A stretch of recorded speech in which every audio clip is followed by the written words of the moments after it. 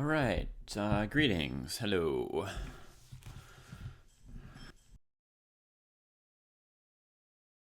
Fine day. Let's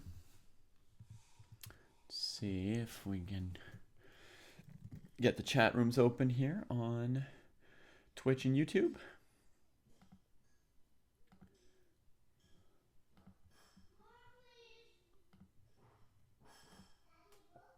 Oh, j'arrive alors. Um, yeah. So what we are going to do or have here are our normal weekend rapid tournaments. They are 15 minutes plus 5-second increment tournaments. They start at about 9:30 a.m. my time every weekend, sometimes Saturday, sometimes Sunday, moving around a little bit. I know I said I was going to try and have them on Sundays, but then last Sunday was Easter. I ran the tournament anyway, though I wasn't available for commentary. And this weekend, my partner's working in a shift in the hospital tomorrow, so I have to do it on Saturday instead of Sunday. Well, I moved it because I wanted to be able to do some commentary. I could have just left the tournament on Sunday without commentary. Anyway, it is going to bounce around a little bit at times, so I'm sorry it's not 100% consistent. It's just the best we can do. So let's see if this command. Oh, let me.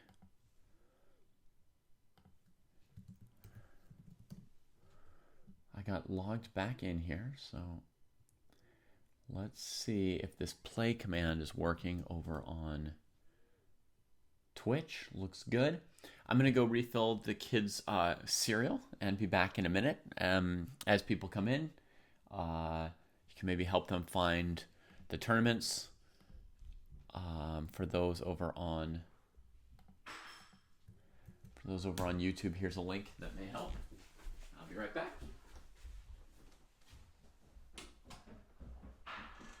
Tu veux la même chose qu'avant?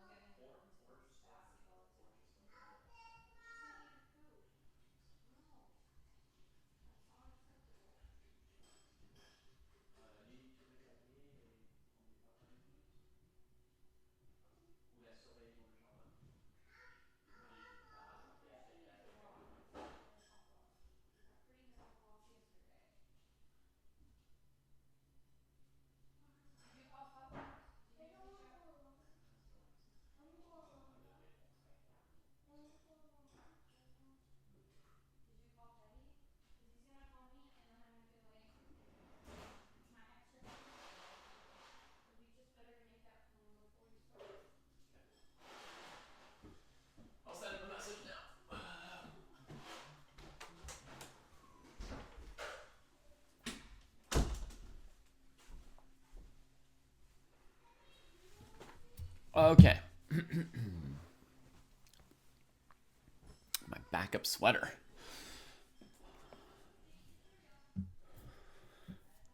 All right. So, yeah, Saturday rapid tournaments. We've got an under 1300 section. We've got a 13 to 1700 section.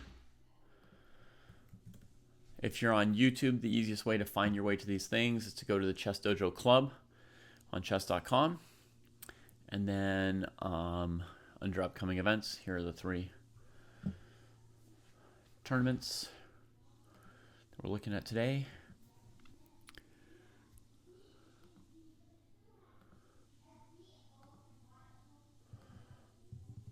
How are you, Richard? I'm doing fine. A little bit tired because I had a really good friend in from out of town. We stayed up late last night.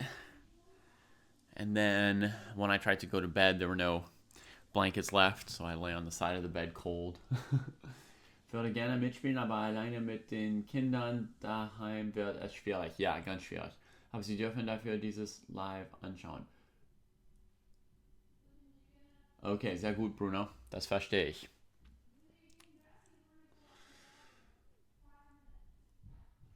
Und du brauchst dich nicht zu entschuldigen. Es liegt bei mir, dich zu bedanken, dass du mir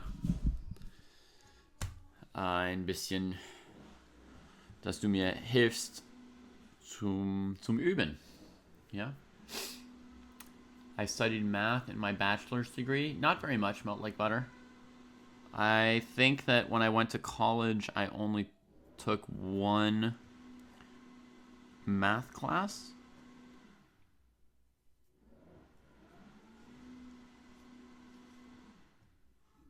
Maybe 2? Yeah, maybe 2.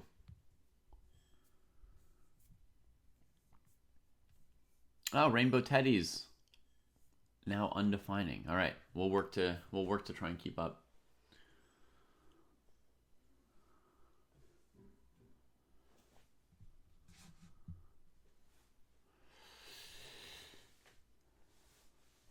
Yeah. People are frequently changing usernames, and there's like Discord names and Twitch names and YouTube names and chess.com names and Lead Chess names. It can be a lot to keep track of.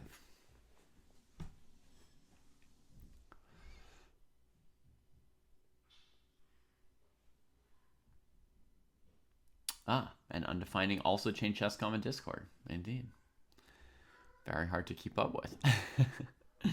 So our tournaments are going to be in 10 minutes.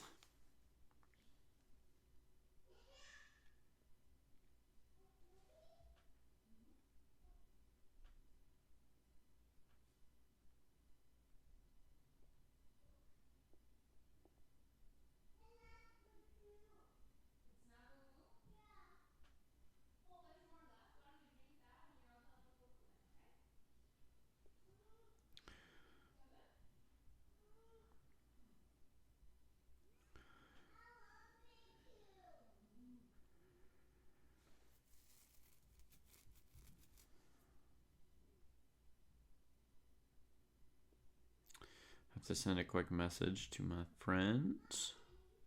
I wanted to find.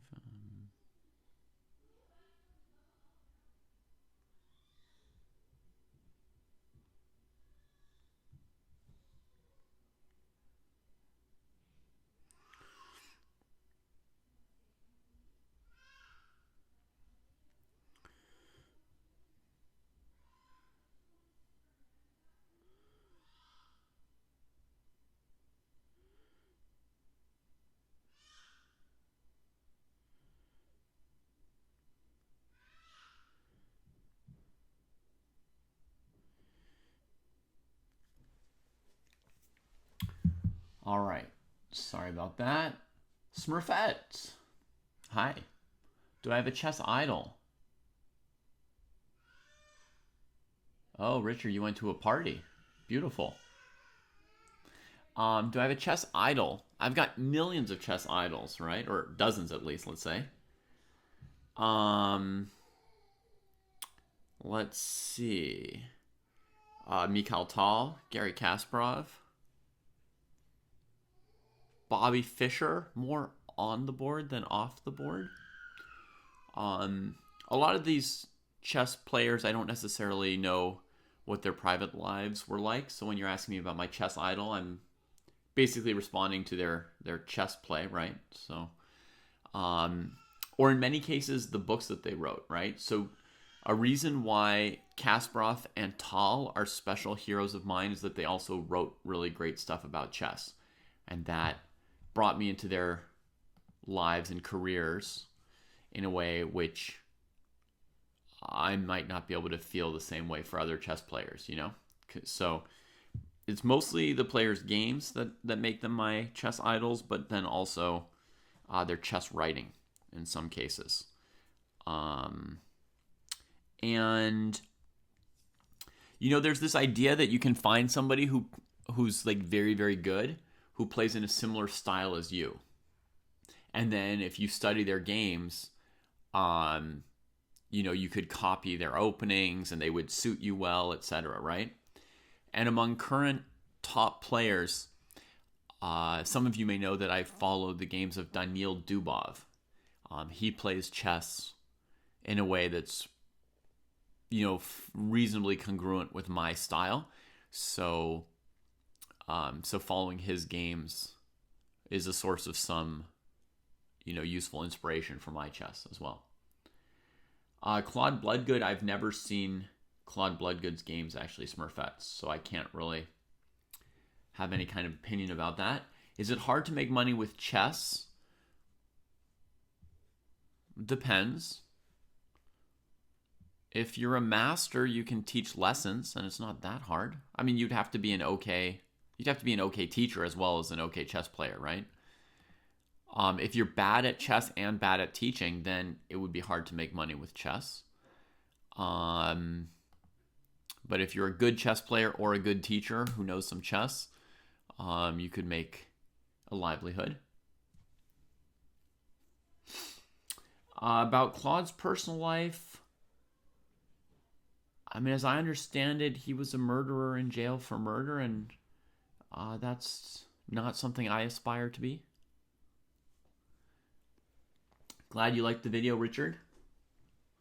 It's a pretty important video for me. My greatest creative achievements as a chess player, which are not necessarily amazing, but for me, they're important, right? Like what we achieve is important to each of us, even if we aren't the world's leading chess player, or the world's leading astrophysicist, or whatever it might be.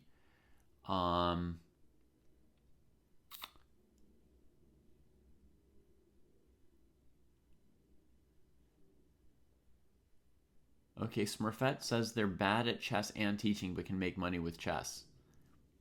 Okay. They're asking, like, if you can make... I think basically Melt Like Butter's saying hard to make, like, significant amounts of money, like a living or something like that. Are you able to make a living off of chess? And how do you do that?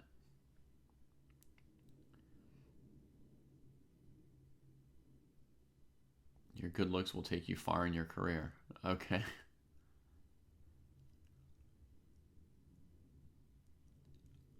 I feel like saying something like that in our day and age, yeah, is already something that could almost be reportable to HR if you wanted to, but I'm not an expert on that subject either, but I don't see the need to report someone to HR for saying that. Maybe they're just trying to give you career advice. Yeah, we need a couple more players in the tournament, folks. It's actually a little bit urgent. There's 4 minutes left before the tournaments start, and we need 1 or 2 more players in each section. So if you're thinking of playing, come on down and play.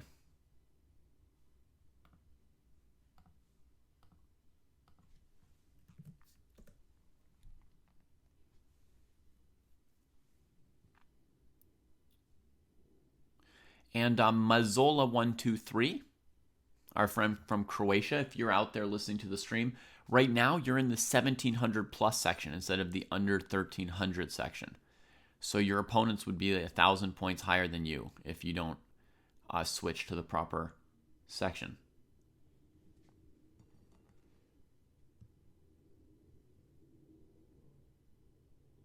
for sure melt like butter. I mean, some of us watching the stream might be working in manufacturing plants, but many of us, certainly like me, making my living off of teaching chess is pretty privileged.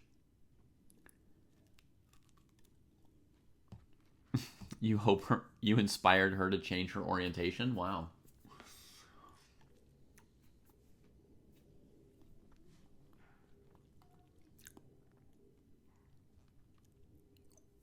Well, Smurfette, how do you make your money in the chess world?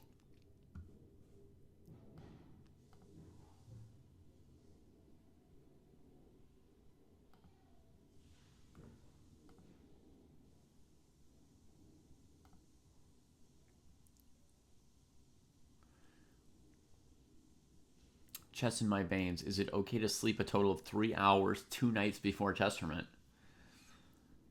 I mean, if you're doing something really important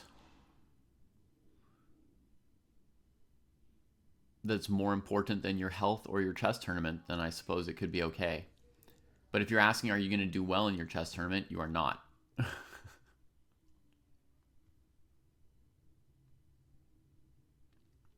Vegas chess lessons. Okay.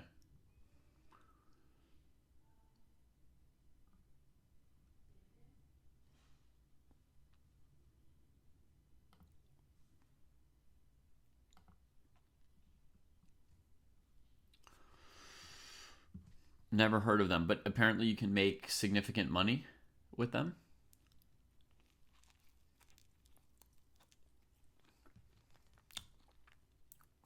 That's right, Chess in my veins. You are already cooked, it sounds like.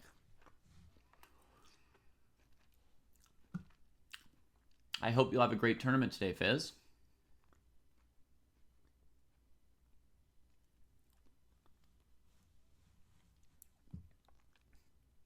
Two minutes to go, so folks, hurry up and join if you would like to play. If nobody joins and our tournaments get canceled, perhaps I will be forced to play some chess myself, you know? Oh, Mazzola made it into the correct tournament. That's great news. Very nice. Good work, Mazzola.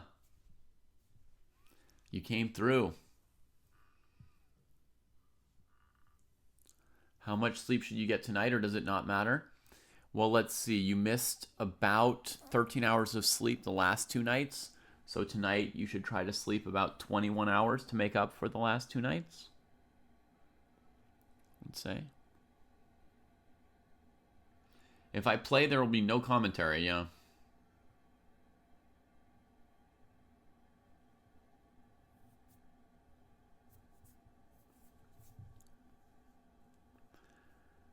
$50 per hour. That's pretty reasonable, Smurfette.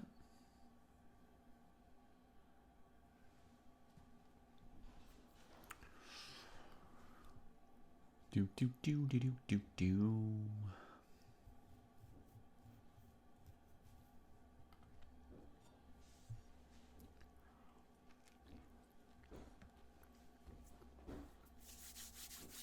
So to everybody who is playing today,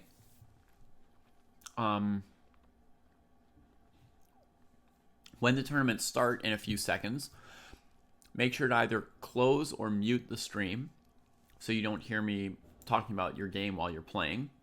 And in general, try and get rid of any distractions and focus in on your games and have fun. I hope you all have fun. Most of all. We're going to start with the under 1300 section for commentary here. So I'm going to open up their games in just a second when they appear.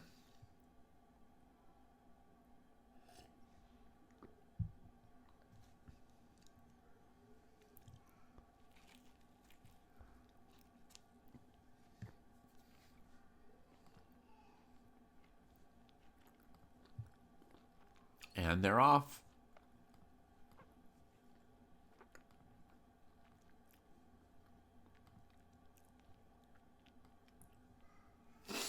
Hey, Chess Gone Mad. Welcome.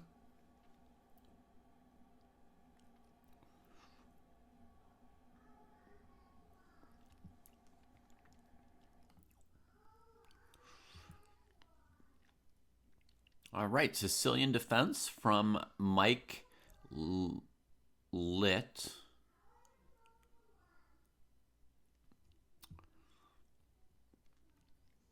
I fear for Richard. He's probably facing a troll.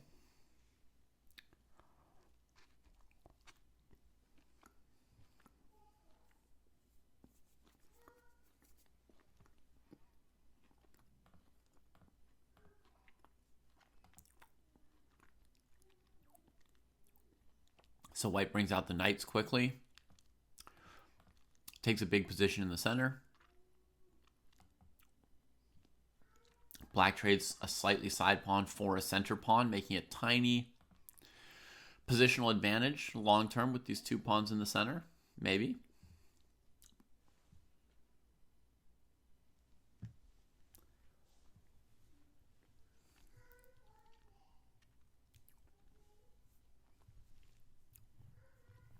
Now here is white.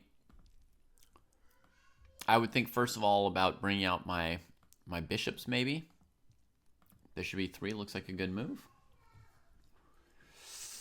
I don't know what to call this Sicilian melt like butter.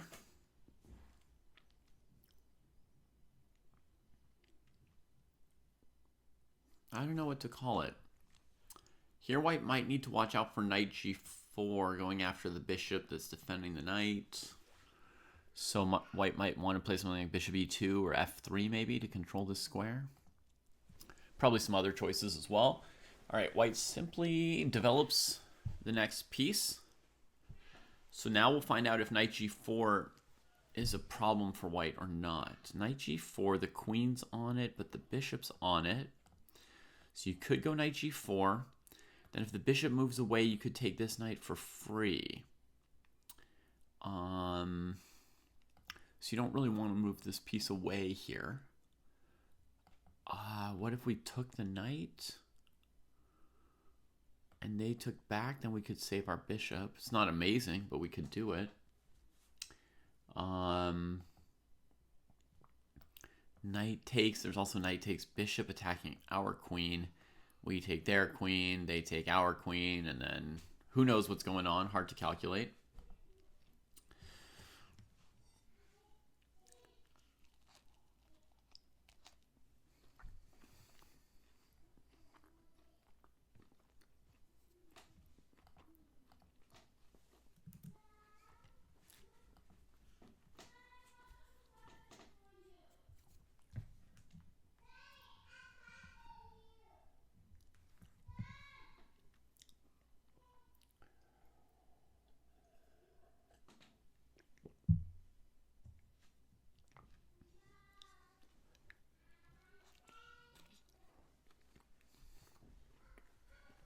Richard's doing a good job of stopping and really thinking about this knight g4 move. It is an important moment.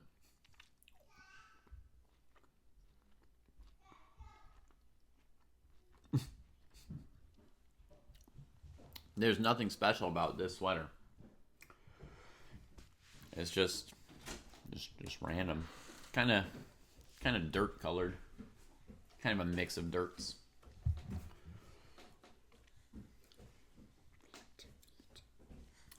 Qu'est-ce qui est meat? Oh non, ça c'est pas meat. Meat from steak, c'est E-A-K. K. C'est un autre. Pork, beef. Oh, venison, c'est. Et peut-être celui-là. Ça c'est possible. Wow. Bravo.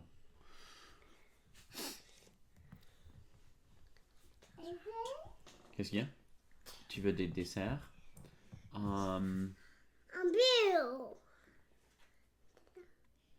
Tu sais quoi? Je pense qu'il y a des choses qui sont utilisées contre des vampires. Does anybody know like the different things you can use against a vampire? Garlic, a wooden stake, a crucifix, anything else? What can you use against a vampire? Are they weak against mirrors or ivory? Holy water? We don't have sunlight or holy water on this list. We've got vanilla, eggshell, spat, tiff, row, quarrel. Oh, those are Ça, c'est 4 mots pour des... tu sais, quand tu te disputes avec quelqu'un. Quarrel, row, tiff et spat. Hardest one. Ah oui, oui.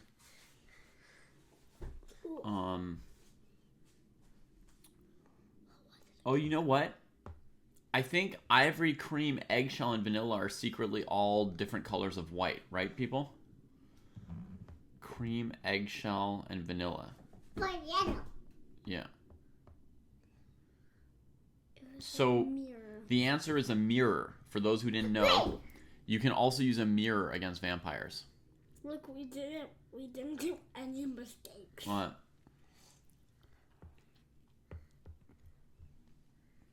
Oh, man, we're just doing.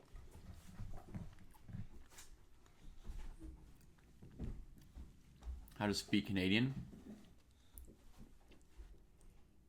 I do this.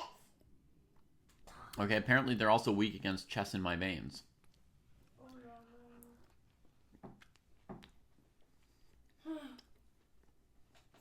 If a vampire tried to eat chess in my veins, they would end up being a chess addict instead of a normal blood addict.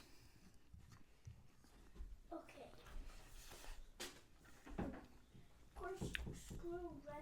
Can I speak Mexican? A little bit? Qu'est-ce qui se passe là? He did fusilli, corkscrew, wrench, and spring. Oh. Fusilli et corkscrew. C'est la même forme, n'est-ce pas? C'est des twists. Oh, regarde, il y a aussi un twist.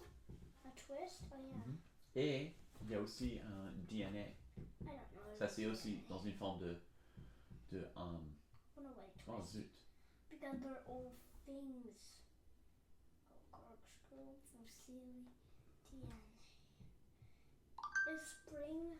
Peut-être twist et spring sont les deux autres. Je sais pas.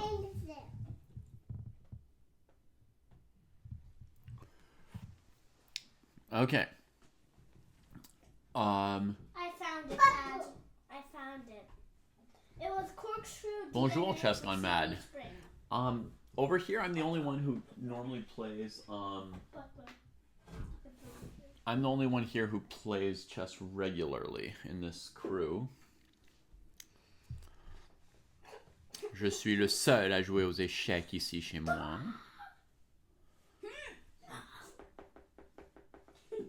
Alright, so let's see what happens. So white made the knight trade and then just castled. Here I would recommend moving the bishop away from this knight. Castled, took it. Queen f3, bishop e6. Oh, interesting idea from Smurfette to just plunk the knight on d5, because if they take and take, you're attacking the bishop, and it is doing a pretty important job keeping the white queen out of f7. So knight d5, it's hard to say how good or bad it would be, but it would be interesting. We would have to like think ahead a few moves, or guess, just go on instinct to know how good it is. g6 from black.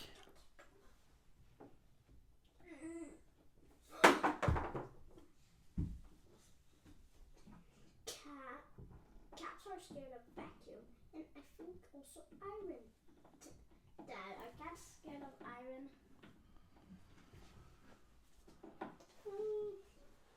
I'm running away. I'm too close to him. I've got an idea. Oh no, I'm close to a vacuum. Je n'arrive pas à suivre ton jeu. Tu sais que tu as basket aujourd'hui, n'est-ce pas?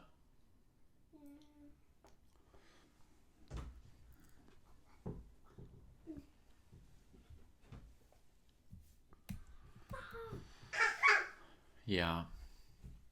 I think my kids would love it if they played chess.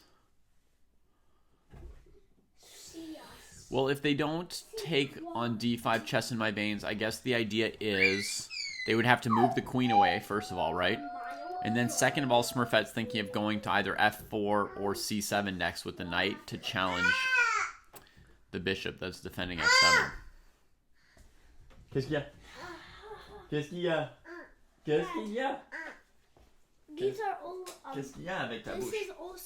This T'as is quelque all chose bizarre dedans? measurements. This is all measurements. It measures I 1 need a foot, bit. 1 yard, 1 Tu vas mile. sauter par là? It measures 1 mile, 1 yard, and 1 foot. Dad. Je t'ai jeté, hein? This is 1 foot, 1 yard, and 1 mile.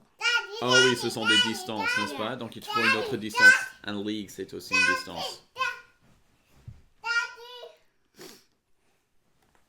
That was the easiest. It says. And yeah, as Smurfette says, the knight's not very well placed right now, right? Because black's pawns are covering all these squares. So you want to do something with it. You could do something similar to knight d5, less fancy, knight e2, and then go to d4 or f4. But you might as well make them move their queen if you can, and then go somewhere else, right? So knight d5 makes a lot of sense. Boot, sneaker. Ah oui, des sortes de chaussures. Pump et loafers sont aussi des chaussures. Je sais pas exactement quelle sorte de chaussures, mais une sorte. Where? Just footwear. Oui.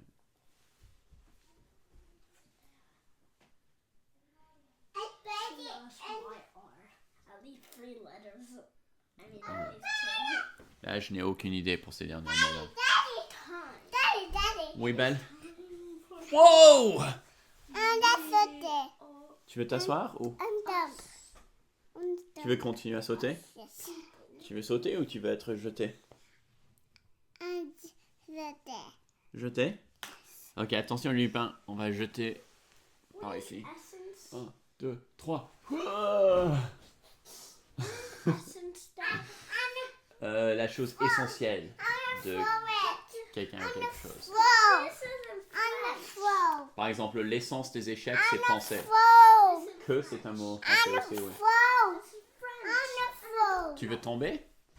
Is Faut être that jeté. la Tomber? queue du cerise? Tomber. La queue du cerise, Dad. Oh oui, c'est ça. You can't. But Whoa. it's in English. This. Ça va? Yeah.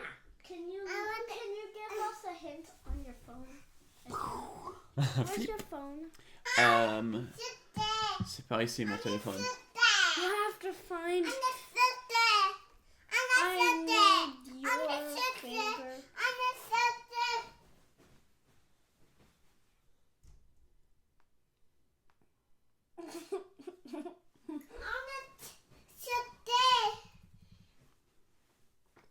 Wait, Richard's telling us something about this game while playing?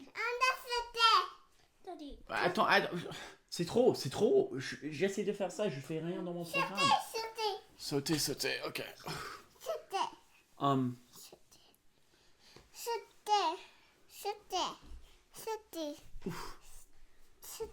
Ok, vas-y. Wolf King. Réussi, hein? C'était pas facile, d'accord. Whoa! She's very, very brave, this one.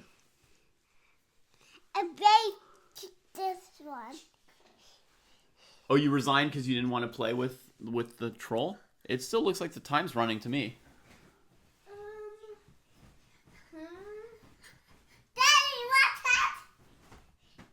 A nose eye cheek. Reload. Oh, Dad. Oui, chérie.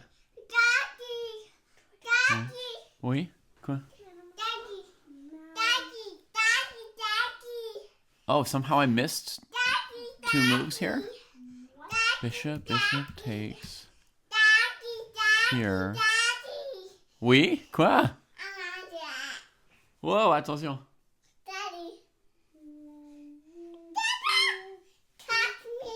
Oh, non, je peux pas. Ok.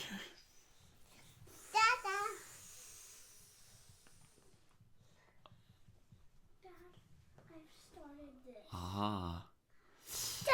So here, Richard, maybe an interesting move. Now that I can see the position, maybe an interesting move, one move before the end of the game would be Queen f6, attacking that rook. You know? Then, as far as I can see, your opponent's going to have to put the rook on g8. And now their king is stuck over here. So, qu'est-ce qu'il y a? Then maybe I would go to the open file with this rook. I think you have a very good position here because your opponent's pieces are confused, yeah? Up, down. Yeah, totally hockey chess, dude. We can take chess more seriously than some other games because it's more interesting. It's got art, it's got depth to it. But we definitely don't want to take it serious to a point where we don't have fun. Like, the point of it is still to have fun. Merci, Chess Gone Mad. Merci. It was quite an interesting game, in my opinion, Richard. Quite interesting. I see that after your opponent played Bishop G7, it seems like you might be losing material along this diagonal, right? Which is... Qu'est-ce qui se passe là? I got another homophone. Okay. The new one? This time it's a new one. All right. Let's open up a new game here. Yeah, they're both in here. Last time, Dad, it was an old one.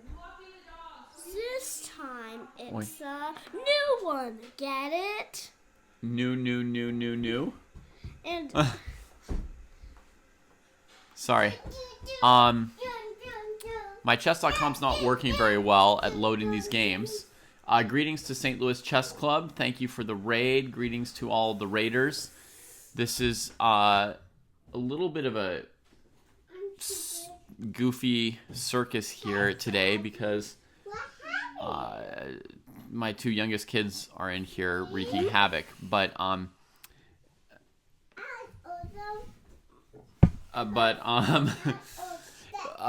normally, and in theory, what this show is people playing games with each other in a tournament on chess.com. Quoi? Okay. me too. Mom, Mommy, I want to go home. Okay, vas-y. No. I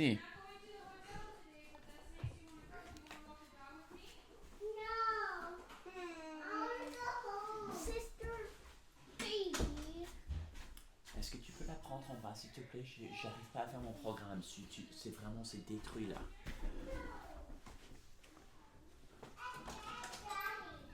Oh. Okay, so maybe they'll leave for a minute. Normally this is a tournament we run every weekend. It's open to anybody to play in. We've got different sections by ratings. You can still join now because there are arenas on chess.com, so you can join at any point. If you navigate through the Chess Dojo Club on chess.com, you can find the tournaments like this, join the arenas, play, and then we will talk about the games. So, black playing a King's Indian defense here, and white looking to just blow up this whole central area. But my instinct is that this bishop on g7 is going to be amazing after all these pawns trade. So let's see if it goes that way.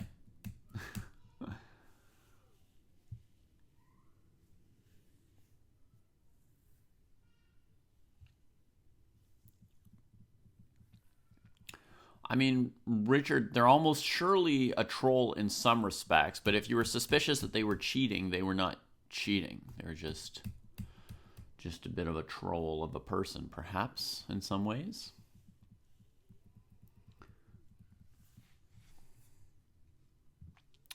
All right, black gets bishops on neighboring diagonals here. That can be powerful.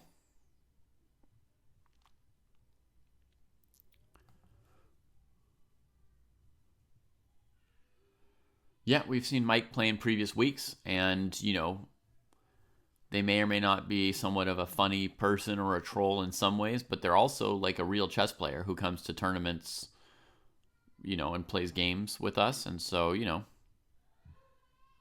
they're perfectly welcome.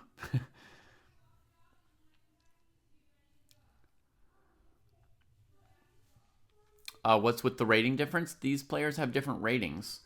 It's an arena, and they've each won their first game.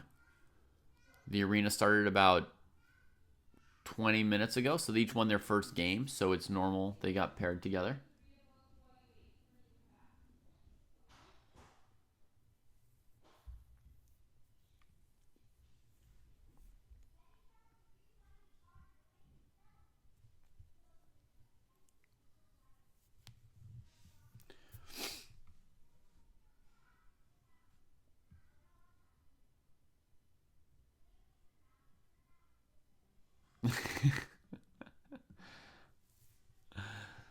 All right, a6. I think the idea might be to launch this pawn towards White's king position and chase away one of his best defenders, if not the best defenders.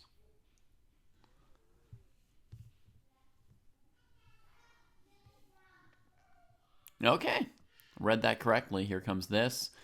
White develops this bishop to challenge this bishop and break up Black's bishop pair. That's good play by White.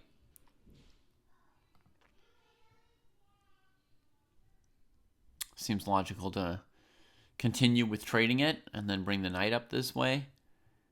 Not the only option. You could play a3 to maybe stop b4. Okay, Hermats does go for the move I was thinking of. Now the queen's attacked, so White's got to be careful with her.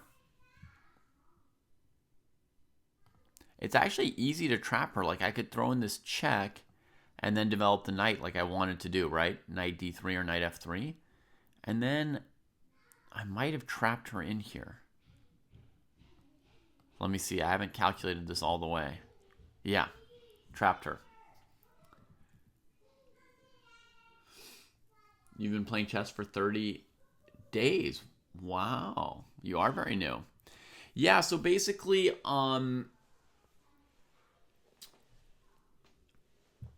you know, we've got a lot of players in our tournaments, and in this is an under 1300 section, so everyone should be under 1300. So Hermats is basically like the highest rated player in the section. The tournament should have a lot of players in it rated 600, 700, something like that. But Mike is the lowest rated player in the tournament and won their first game. So now they're among the people who won the first game, and they got paired for the second game with somebody high rated. Hey, Maxing. Let me see. 1700 plus arena. Did it get canceled?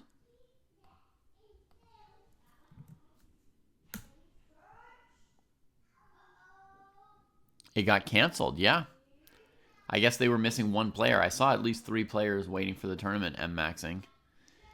So, yeah, it looks like they got canceled. Let's check on the 13 to 1700 group. That one did hold.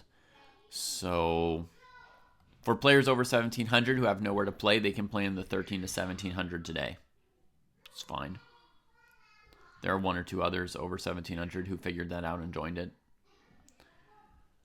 All right. Good night, Richard.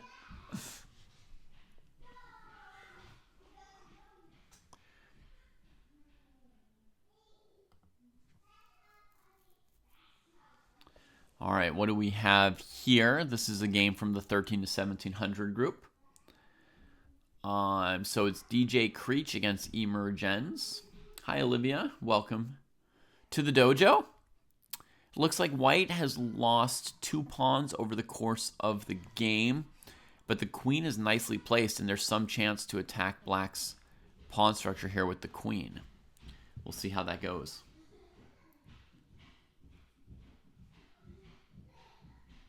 How does one get better in chess? Fast to be able to play in this. You can play in it today. So the first thing that's going to help you the most in chess, new creation. Sorry, a little slow. The first thing that's going to help you the most, new creation, in getting better at chess, and this would help you in anything that you wanted to get better at, is just not worrying about making mistakes and just going for it and going for it and going for it. So when you've got a chance to play, you just play. You don't worry, am I good enough to play yet? Do I need to prepare something before playing? You just start playing. That's how you get better. Same with like a language, you know? How do I get better at speaking French, I'm worried that if I talk with some French people, I'll make some mistakes and I'll be embarrassed or something. No, you just start talking with the words that you know.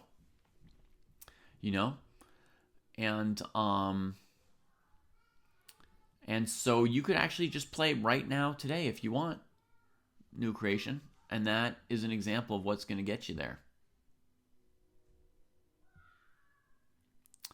So let me give you the link for this tournament if you want to jump in. Here it is. What country am I from, Alex? I was born in the United States. All right, so in the game, we see white successfully winning a pawn, right? Black trades the bishop and then counterattacks white's pawns with the queen. That looks like a pretty strong attack from black. It's going to be hard for DJ Creech to cover both of those pawns here, right? And that black queen's on a great central square. In general, she can attack a lot of things from here.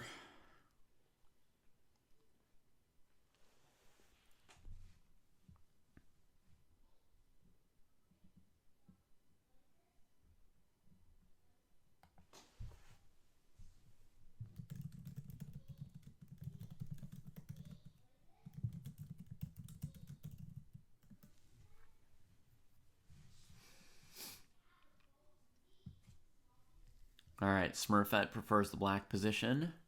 So do I. Black could lose a second pawn on the queen side over here, but then they'll get one of white's pawns and sort of weaken white's king a bit. But there are chances to keep the game going for white. It's not lost yet, and it would start with actually playing queen a7 and ignoring these pawns. You can't save them, so don't waste your resources defending one pawn and losing the other, right? Let's just keep on our mission of eliminating some of the black pawns so that it's harder for black to win the game. And when you take this one, the pawn on b6 looks quite weak as well, right? So then black will take one of our pawns, but there's a good chance we'll be able to take yet another black pawn on the next turn. So we're doing good work of eliminating the opponent's resources there. Good afternoon, Viral Stigma. How are you doing today? Okay, Creech spent 2 minutes thinking on it, which is a big investment at this time, but absolutely correct. I mean, this was a very, very important moment to make the proper decision, not like panic and play a defensive move, but actually accept that black did a good counterattack against us and let it go. So, yeah.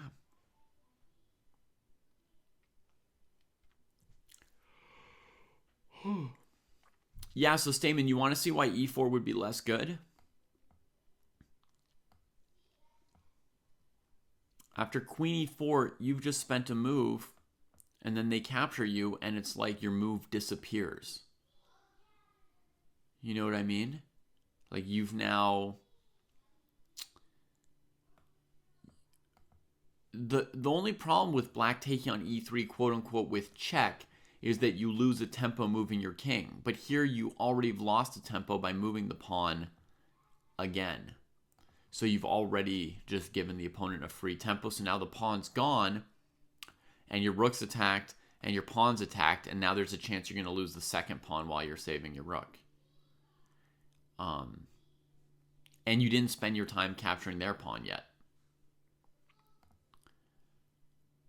So sometimes people are afraid of check, but all the check is it's a lost tempo. And if you spend a whole tempo trying to prevent it, then you haven't gained anything by doing that.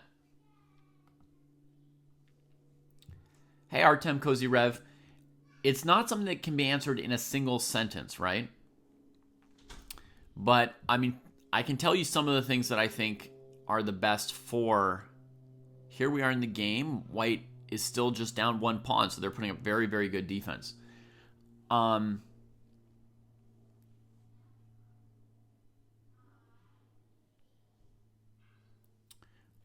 But yeah, so Artem, a couple quick points. I think for most people, it's better and easier to study chess with somebody else. White DJ keeps going for counterplay, which is very nice. So that means one or more training partners or study partners, right? Black goes for a queen trade. That A-pawn remains pretty dangerous even after the queen trade. Looks like DJ Creech is going to save this game and not lose it. Yeah, I think white should be able to get a draw out of this game down a pawn. And it was down 2 pawns when we first saw the position. Keeps pushing the A-pawn. Queens get traded. Ooh, and now white's threatening to take the pawn or to play A7, rook B8.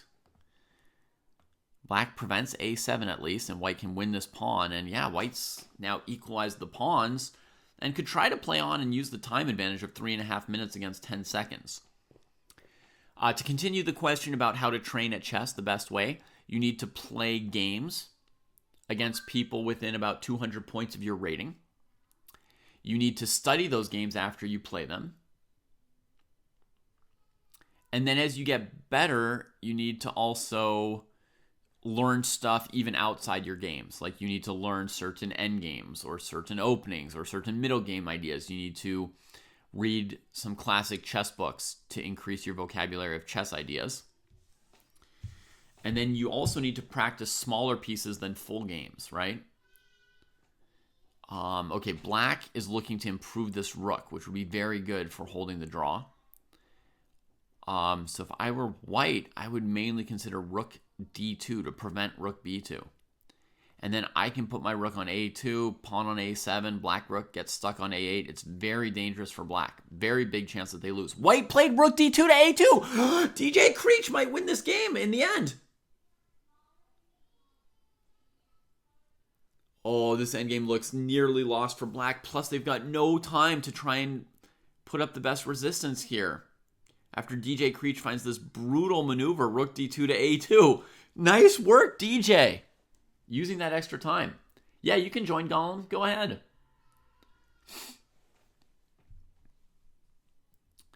And then the one other thing I could tell you, Artem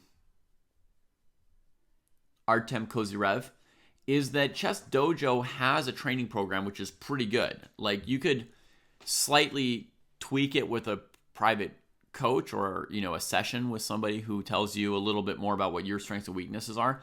But there's a pretty good training program on ChessDojo.club, which tells you, games to play, how to study them, what exercises to do for different rating levels, which endgames to learn, etc.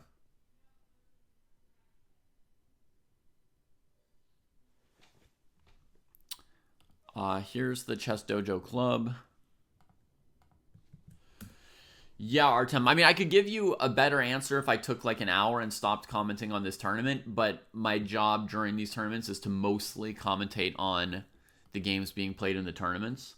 So hopefully I gave you a little overview or taste of it. Here we've got an opposite colored bishop ending, which doesn't electrify me. It feels like it should be a draw.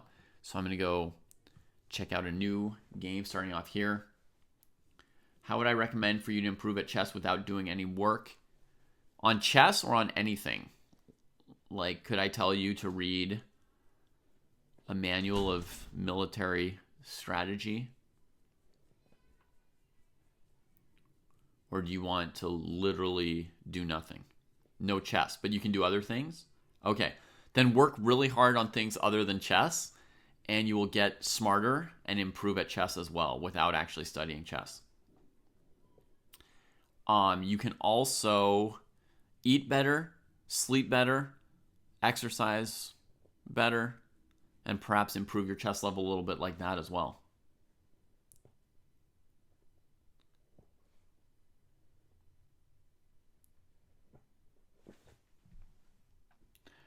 And then we had a question. This looks like a Nimzo Indian defense. We had a question from Melt Like Butter. How can you make money using chess for a guy? Melt Like Butter asks.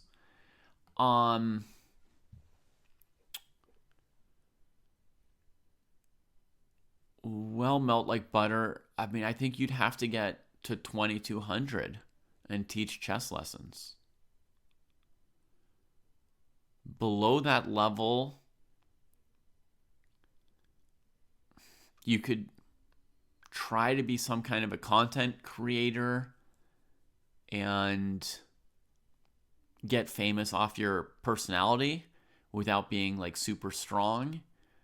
And you could provide, whether it be chess photography or a chess podcast where you talk to other people and you do a good job of interviewing them, or you could, I don't know, do chess jokes or chess memes. Like, there are things you could do. I would just say the number of people who are going to succeed in making money off of chess without being a great chess player, it's going to be a very small number of people.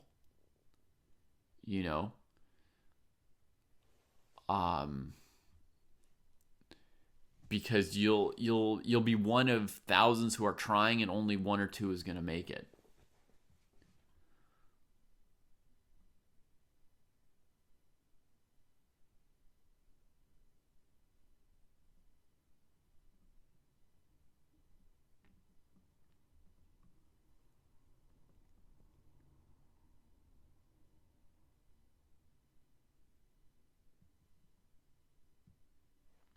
Chess Gone Mad knows some 1650 players who live off of teaching.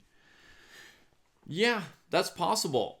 If you're 1600 rated, you could definitely teach in schools and have a steady stream of income. I mean, the higher rated you are, the more potential students you have, but there are, plenty of players below 1600, so a 1600 could teach. Yeah, Jack, I would say that if somebody's earning money as a programmer, even if they're programming a chess website, they're making money as a programmer rather than as a chess player. Although I guess you could say, like, the example I'm giving is also just sort of making money as a teacher, not as a chess player.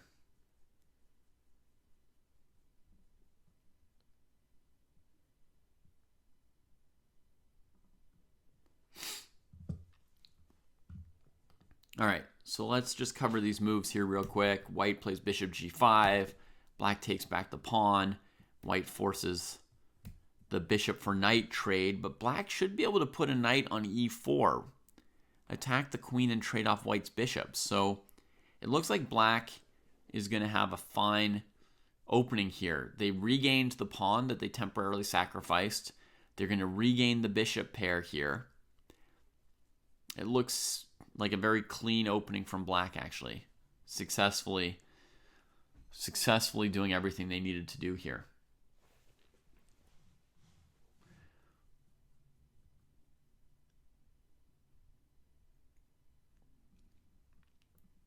Smurfette, how much should someone between $22.50 and $2,300 USCF charge for chess lessons? I'm not sure exactly what the market is right now. And it may depend if you live in New York City or rural Kentucky or something like that. But I would guess that if you're decent at teaching, it would be in the $40 to $50 range, maybe.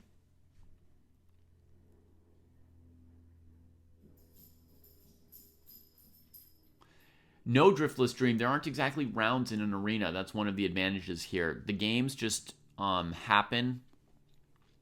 People just get paired as the games start or something like that. Whenever you and someone else are ready to play, it just kind of pairs them. You're waiting on a game for a while. That's weird.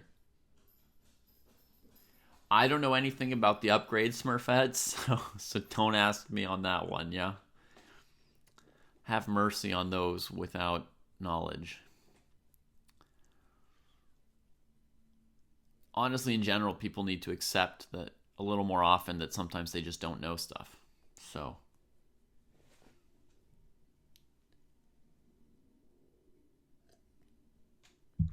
for your reference, Gamma Matrix is saying that in New York City, they paid an FM $90 per hour for lessons.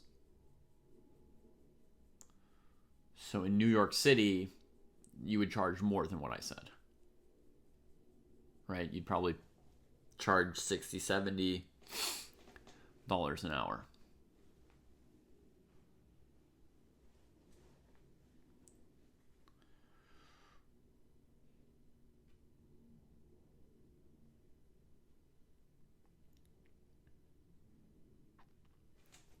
Okay, so black expands on the dark squares in the center with these pawns, making this bishop good.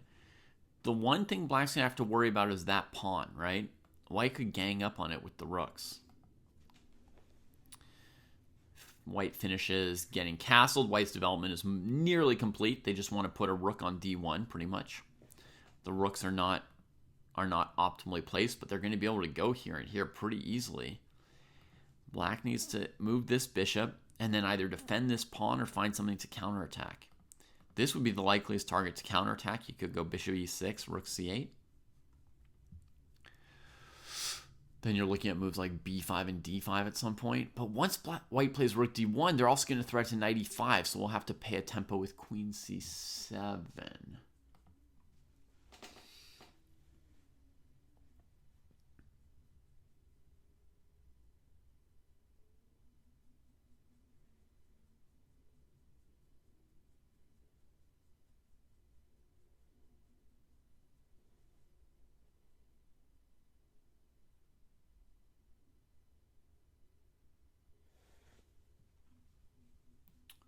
What's wrong, gear on New York mouse bush?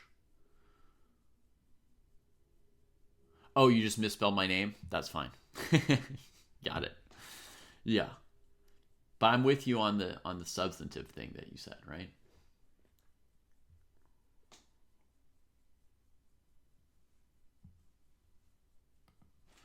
Rook d1. So the first little threat appears. And bishop f5, it looks like a good square, but I feel like it doesn't do as much as e6. Sometimes in chess, it's about how much stuff you can attack and defend. Other times, it's about being on diagonals with the control of the most squares. So yeah, chess is a tricky thing. Queen goes here. I would have gone to c7 to be looking at this pawn, but I guess with the bishop on f5 instead of e6, we're not really looking at that pawn very much.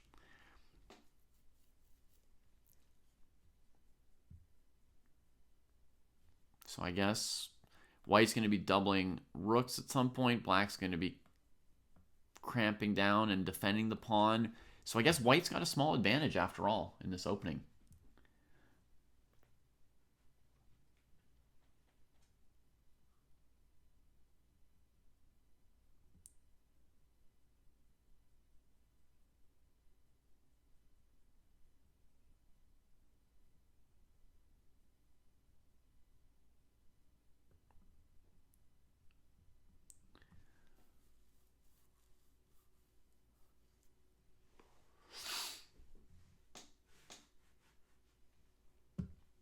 Hi, Wesleyano. How are you today?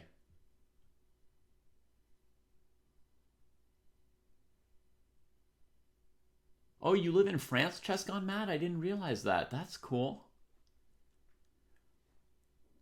Yeah, things are much cheaper in France than the US, actually. Maybe not everything, but certain things are much cheaper.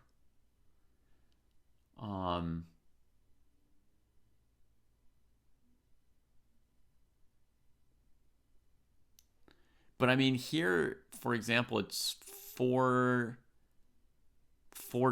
for a bad croissant, and in France, it's $1 for a good one. Major difference. Guten Morgen. Morning, David. Ja. How are you? How is your day shaping up? Mir geht's gut. Wie geht's bei dir?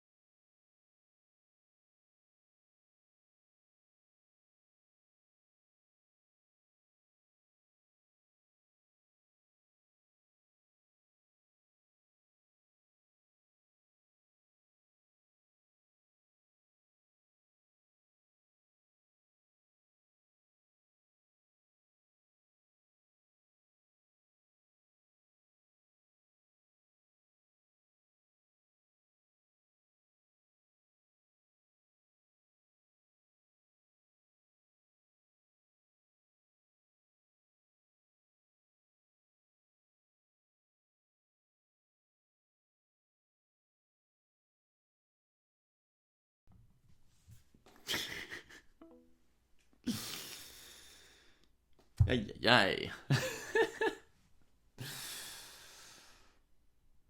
All right. So, do I recommend drinking any sort of caffeinated beverage before or during games? I don't drink caffeine, so I have no experience with that. Generally would not tend to recommend it.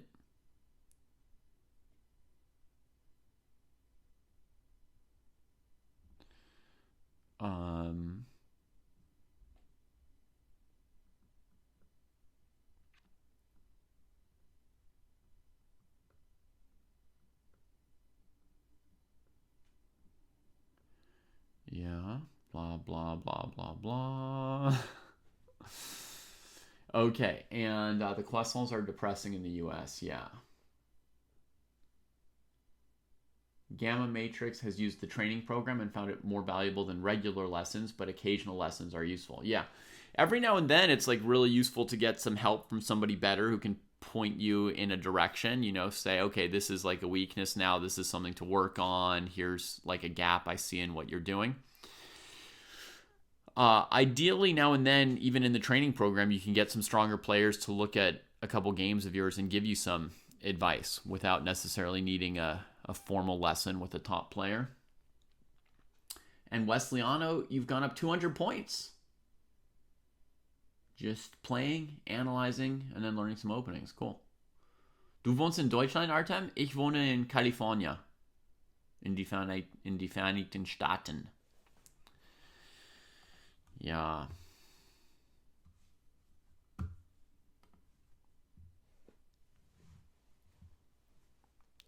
All right, so far the pawn is still alive. White decided to put one rook on the c file instead of doing the full doubling.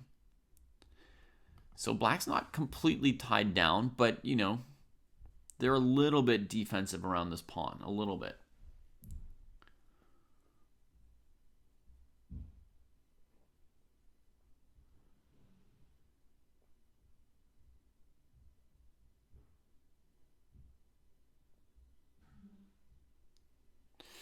No, I've never lived in Germany. And how many languages do I know? I would say I can hold a conversation in English, French, German, or Spanish. So 4. And then there are 3 other languages I've learned a little bit of. So I have a smattering of Chinese, Japanese, and sign language. But mostly gaps. ¿Dónde aprendiste español? And Netflix. Y dian dian, Artem. Y dian dian.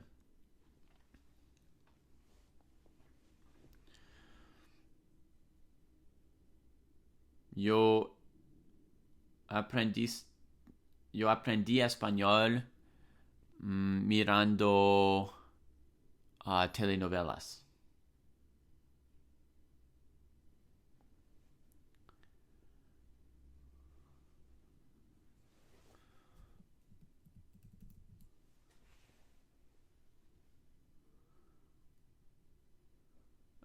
Chess Gone Mad did the same. Nice.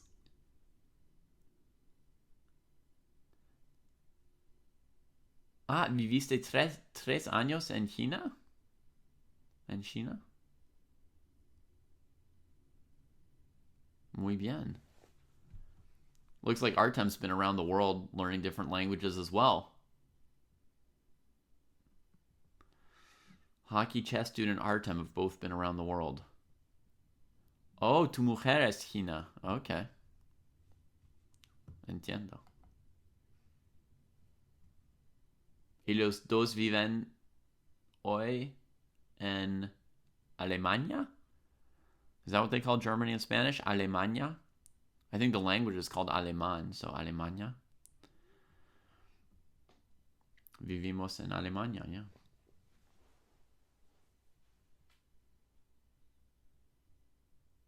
Oh, you watched Spanish anime. Wow.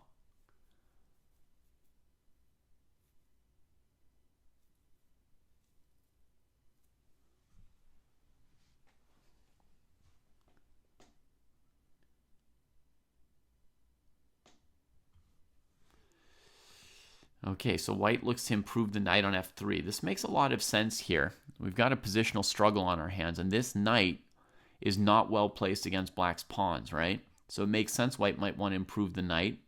What might the route be? Knight d2 to b1 to c3 is what jumps out at me, with some potential squares to get into. Also, the knight moving could let this bishop improve at some point to the long diagonal. So let's see where white takes it after knight d2. They just come back to f3. So they don't achieve anything for the moment.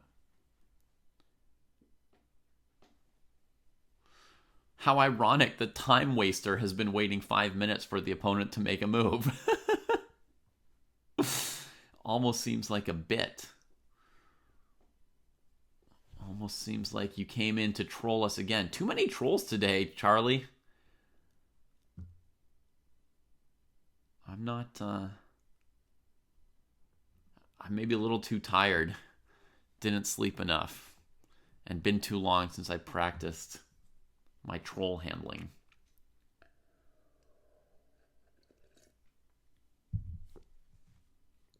I wasn't ready for it today.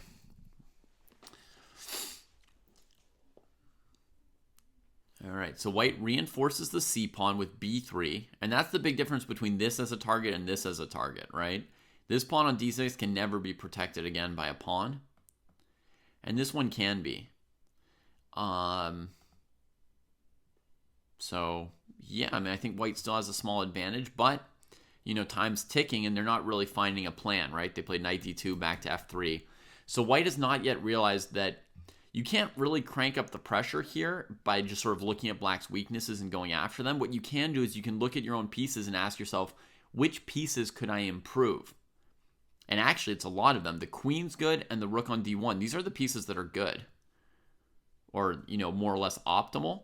But you've got 3 pieces that could be improved, right? This one, rook could be here, this knight could be on b5, and this bishop could be on f3. After a long think, white seems to line themselves up for a blunder, no?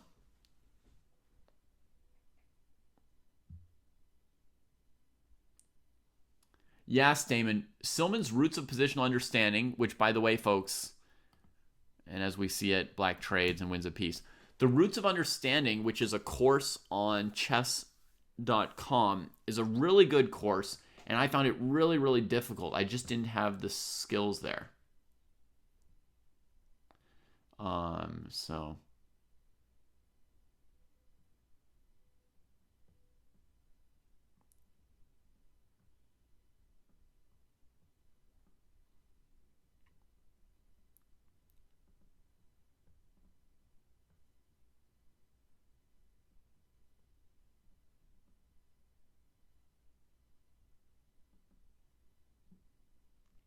Stamen says it's free even. Oh, you used to have to pay for it. You used to have to pay for that. All right, so white couldn't find a plan, got a bit low on time, and finally played, you know, basically a blunder, searching for a plan. And, yeah, knight d2, knight b1, knight c3 is maybe not obvious. When I first did Silman's course, The Roots of Positional Understanding, I couldn't find any of those things. I was already 2,400, but I got, you know, maybe 1 out of 5 exercises correct when I was first studying that course. It's just not an area where I had any skill.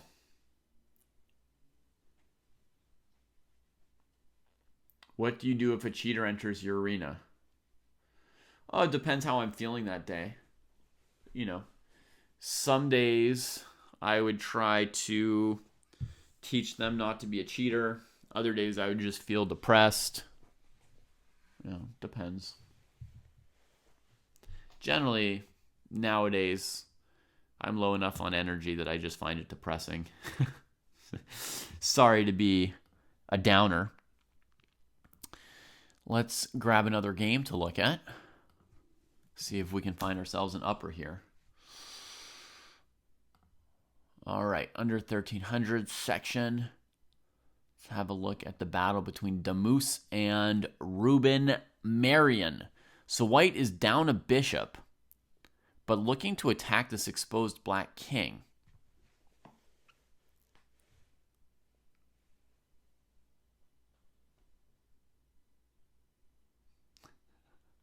Ha ha ha, Smurfette. Yeah, I remember Cigar from like 3 weeks ago, maxing. Uh-oh! Whew! Sneaky bishop far off in the corner. Man, white thought they were about to win that queen, right? Get right back in the game. But it's not so easy.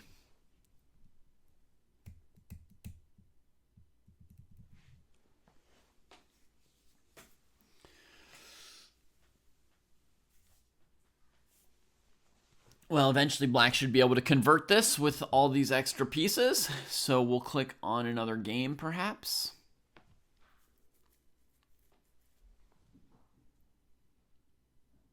Wow, cool, Great Danton. That's pretty cool. All right, this is an unusual position with this pawn on f4. Let's see the move order. Caro Kann, trading. Knight c3, kind of odd. Blocking this pawn, not really putting significant pressure. Knight f6, and then f4. So white wants to go knight f3, knight e5, play like a stonewall.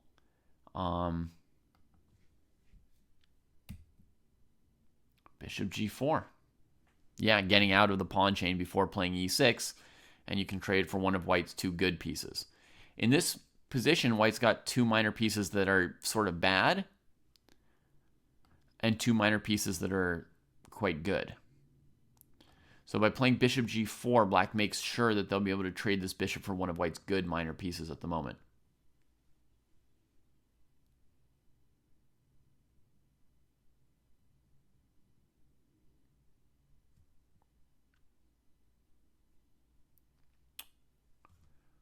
Ooh, and white spends a tempo convincing black to make the trade. Go for it, black. Make the trade. This bishop only lives to die, right? Like every pawn going to a light square for black. Yeah, a6 seemed unnecessary to me as well. Artem, I was a little bit surprised by it. I think black was afraid that once they blocked the bishop, that white would somehow go bishop b5 check and go after them on this diagonal. But knight e5, bishop takes queen is not going to work out, right?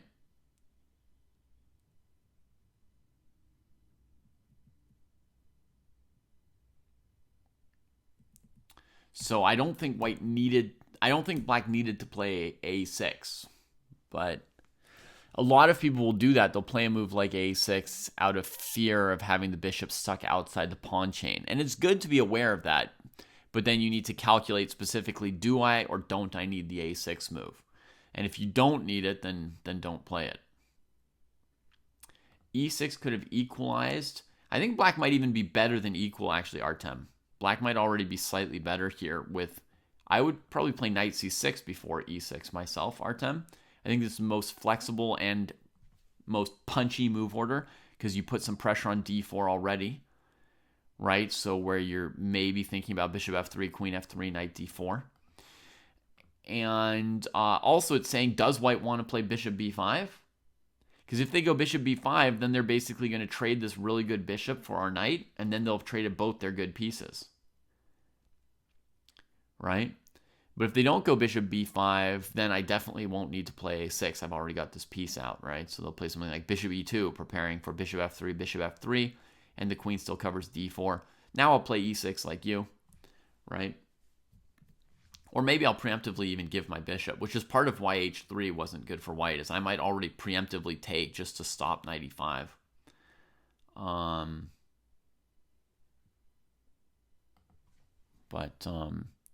Yeah, in general, I think black's going to have a small advantage in these positions because white's c1 bishop is not good.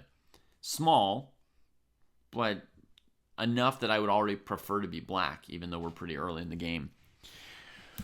So a6 gets played, but white plays h3, so that's worth as much to black as a6. So black comes out well. Knight c6 attacking the pawn, e6, bishop d3, queen b6, attacking these things, and white castles.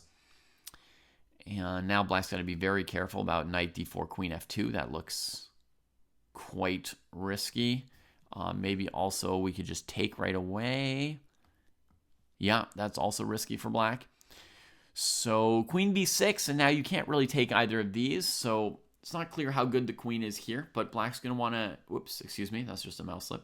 Black's going to want to probably use these pieces next. Maybe bishop b4, maybe rook c8. Developing moves that sort of start to aim towards an attack against white's king, basically. Because we have to develop everything, but it's also logical to sort of start saying or threatening, like, yeah, maybe I'm coming eventually towards the white king with as many pieces as I can. Let's see which one black picked. Queen c7. So they moved the queen again, which suggests that queen b6 was a small mistake, right? And they're saying they want to play b5. But if you spend too many moves on the queen and on the pawn pushes, when you finally get your attack going, you might not have the pieces in position to actually make a great attack. So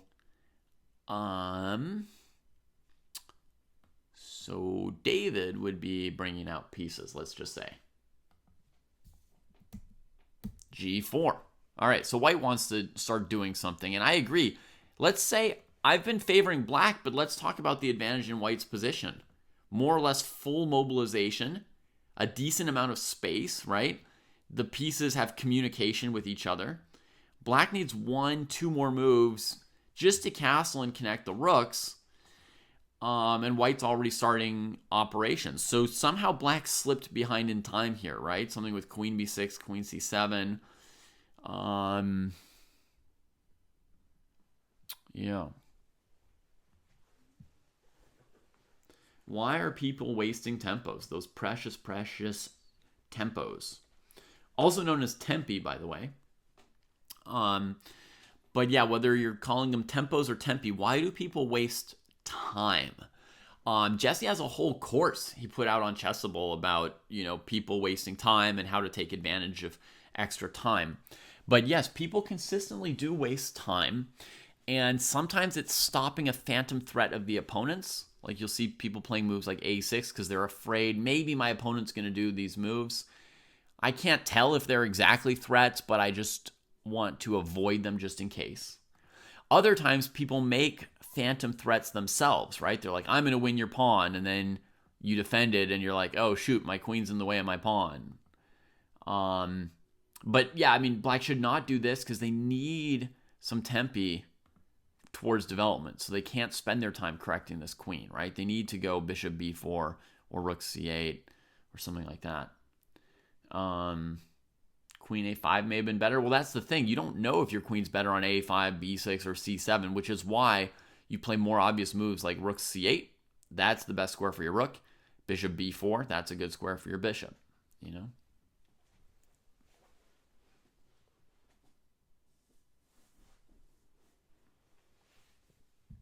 All right, let's continue with the game. Queen c7, g4. Black plays g6. Another move that doesn't bring out their pieces, giving white more time. And white decides to use that time to start busting up pawns and trading pawns. What do you folks think? Good choice by white or not, this f5 move?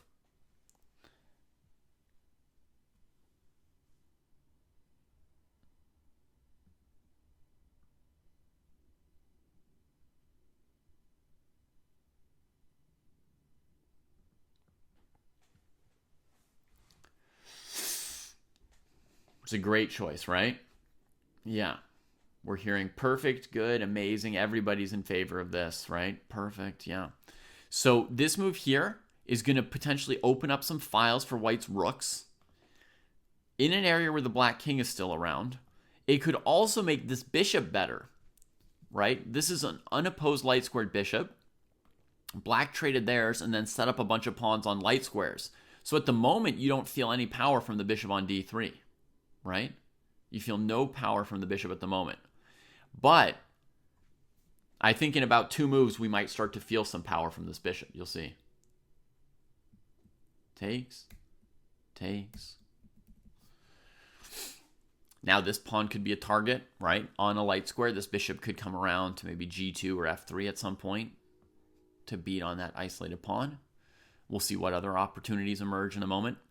Black needs to watch out for the knight being undefended because of that g6 move.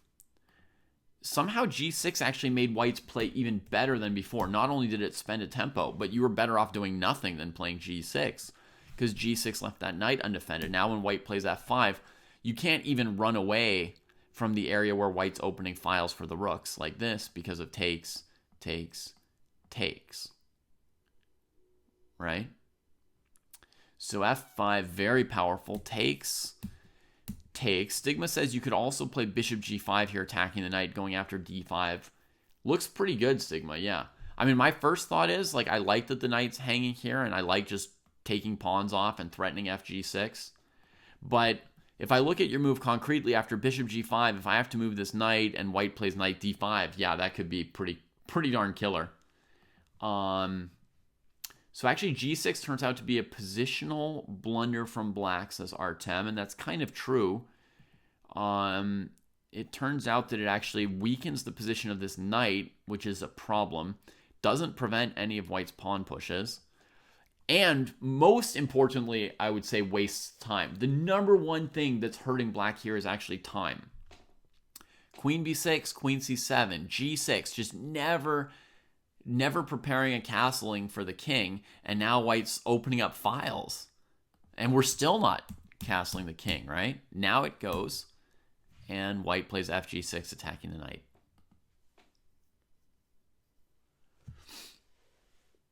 You wanted to go rook e1, which makes sense, yeah.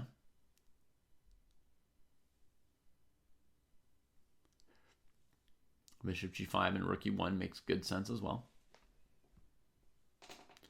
I don't know which plan is better between bishop g5 or what white did. They're both so good that my evaluation just kind of overflows on either move. So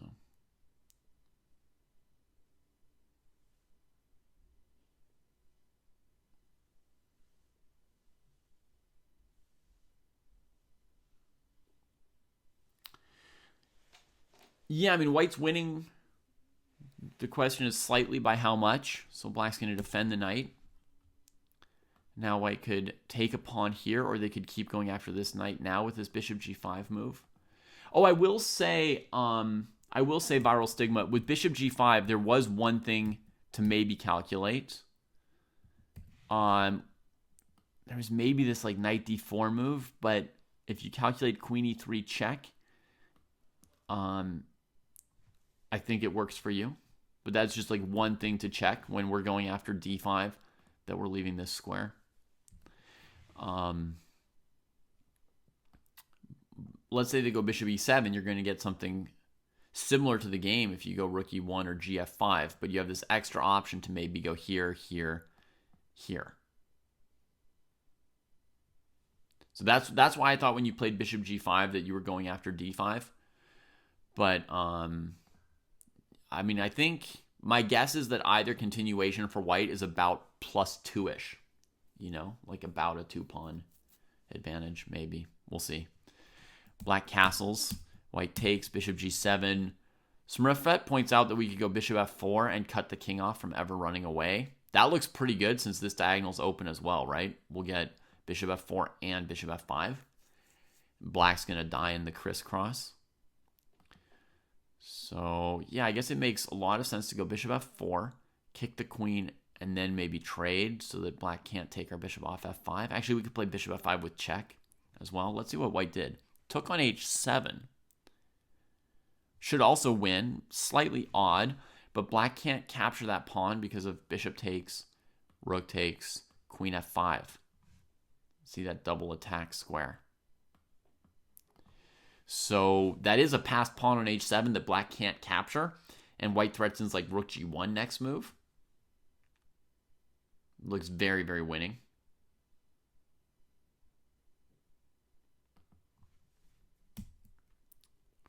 Black hopes they have time for something there. Actually, it gives the king a square. This move is like perhaps the most resilient computer-like move, but Abdul continues with this plan of like using the h7 pawn, and this looks like death for black here. these pieces are going to come apart on the dark squares. There's no structure to anchor the pieces and keep them defended, right? So yeah, it's a collapse now. Hey Eric, how are you?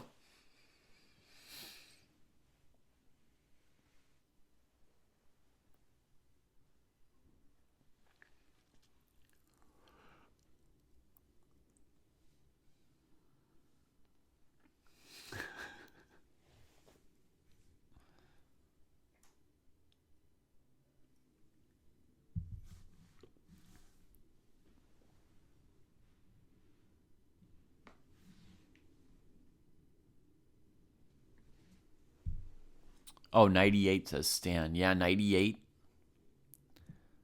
That limits how much material we're losing, I guess, right? Yeah, 98. And then this knight comes into d5 very happily, right? And things just continue going white's way.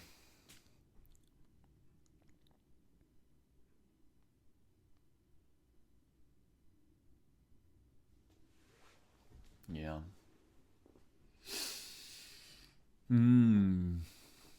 Tragedy. Is there any way to get practical chances or just sort of keep the ball in play for another one or two strokes so that white might just blunder something themselves? I guess I don't see better than 98. We can't let white just play rook takes bishop. So 98, it's got to be. White's also got plenty of time on the clock. So...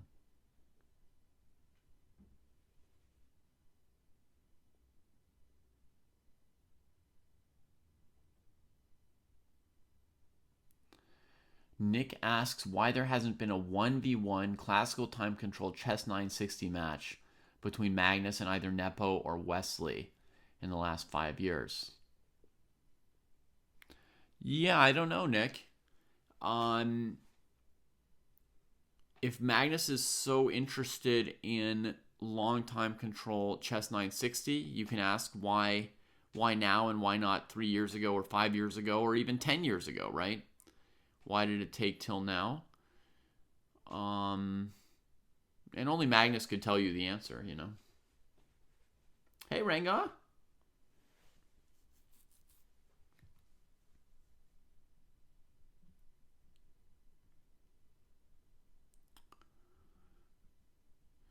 Well, I think Chess in My Veins, part of the origin of that question is that there was a World Fisher Random Championships organized by FIDE/chess.com. The time control was something like 45 minutes plus 10-second increment, like a really random time control of that sort. And Wesley So won. So, why wouldn't Magnus have been interested in trying to organize something else in the past? Yeah.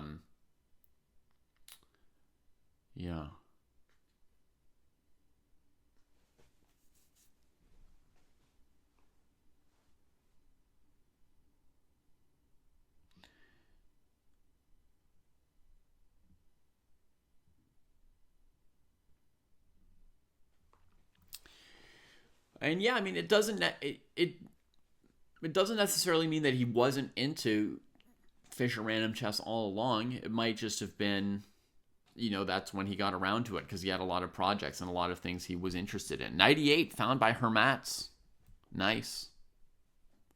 As found and suggested by Stan as well. White takes on d5. Black's going to have to play a little bit faster here, getting down to 2 minutes. I mean, you just have to play some of these forced moves. You defend the bishop, then you have to move the queen. You have to move her to d6, because if you go to d7, then there's bishop f5 and knight b6. I suppose you could hide on b7, but that's your king's flight square. So queen d6 it should be. Oh! Magnus is clearly chicken afraid of losing to them. I don't think that's a clear answer, Nick. No. I do not think so.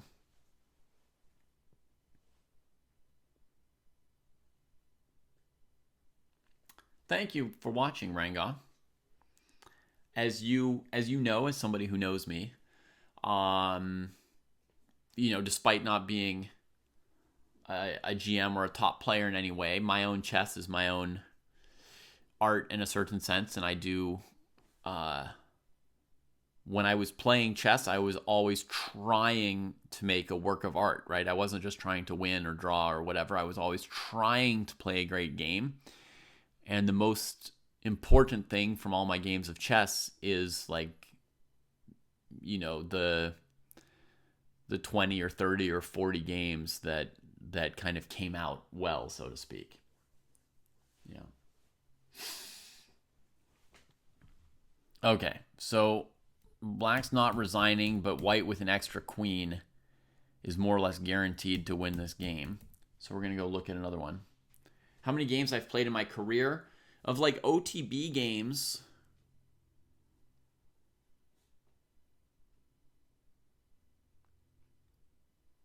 a 1,000?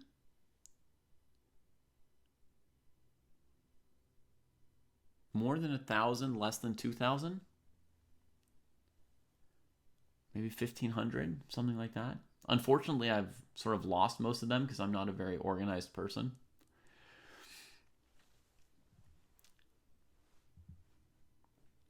Online sites don't have my games. Oh, so close. Queen F4, slightly better. Queen G3. I thought white sacked the rook here in order to go with Queen G3.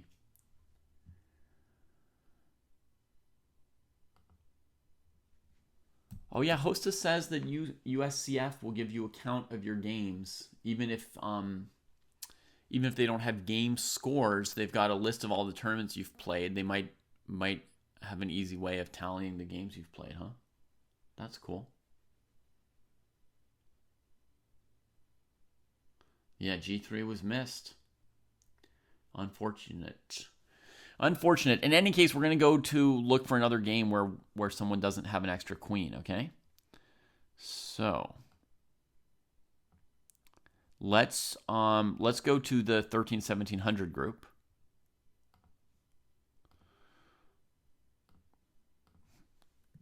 And watch a game from them.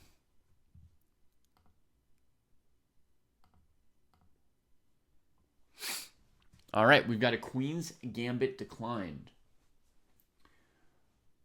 Okay, thank you, Hosta. Hosta's looked it up on the USCF site, and they register 1,071 USCF games for me. And I would guess that they're missing a few. But maybe that means I've played more like 12 or 1,300 games instead of my guess of 1,500. Then there's also a question, I might be so old, Hosta, that some of my games might have been played before the USCF kept track of stuff digitally. I don't know when that cutoff is, but I started playing tournaments in 1993. And at the time, the USCF ratings only came out in sort of a printed book format once every 1 or 2 months. It would get sent out to tournament directors around the country.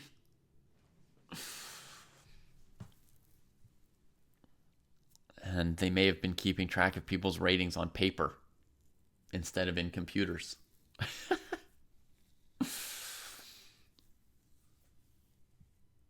All right, I'm going to show you guys how we got here because a lot of people do like to know where the position came from. So some of you might not care, but a lot of people will like to see sort of how we get to a certain structure. So here's a Queen's Gambit. Black declines it and supports the D5 pawn. And then we bring out some pieces. They're fighting over the D5 square a little bit. The bishop trying to pressure the knight that's defending it. This knight trying to put pressure. Black goes for a maneuver which might be called the Lasker maneuver, but this is basically a peace trading idea, right? Black wants to release some of this tension with trades, but they are spending a tempo on it. But white spent a tempo on c4 to put some pressure. Black has only played the 2 center pawns, so black uses their time to trade. White brings out the rook to a nice square to maybe pressure along the c file a little bit, and now black takes on c4. And they're not pumped about taking on c4 when the bishop's still on f1. But I think this choice comes from the fact that they didn't have any other move they really wanted to play. If they play b6, white will trade. And then the b6 move creates a little bit of like weakness in this area where white's got the file. If they play knight d7, they might have been afraid of takes, rook c7. Of course, I don't know exactly what the calculation is here. It looks like it holds up for white. So if they can't develop the knight to d7, they can't develop the bishop to b7, they might have been sort of out of really useful moves other than taking, so they took. Now they put the bishop on the long diagonal. Oh, they're trying to put the bishop on a6 or something? That's an overplay. That's a French idea, like saying your opponent's bishop's way better than yours and you want to trade it. But we just put 3 pawns on dark squares trying to trade our light squared bishop, and we're weak on the c file. So it's too much, this bishop a6 kind of thing. Your game was great, Abdul. It was actually great, yeah. You can check the video on demand later to see what we thought move by move.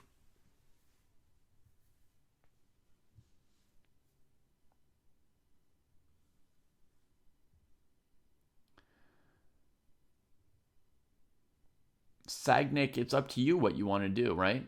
You should, to some extent, do what you want to do, right? All right, black goes for the bishop a6. The one other thing I wanted to say about black like really working to play bishop a6, and I said there's already some downsides. You're putting all these pawns on dark squares to do it. You're weak on the c file. The other thing I want to say is black's bishop is not obviously worse than white's if you put it on b7, right? In the French defense, they make this big effort with a5 and bishop a6 to trade it. You also see that sometimes in the Stonewall, that big effort to make a trade. But that's because the piece you're trading is much worse than your piece you're trading it for. That's why you make that big effort and commitment and spend time and energy doing it. And weaknesses, right? But here, black's bishop's basically as good as white's, isn't it? I mean, it's tucked. It's on a nice long diagonal. I can't perceive at a glance which of these bishops is the better bishop, right? So there's really no motivation to go for this trade. And white just calmly puts the rooks on the c file, plops the knight in the middle of the board, threatening knight c6, right? And yeah, black's in a bad position. They're definitely suffering a little bit here, right?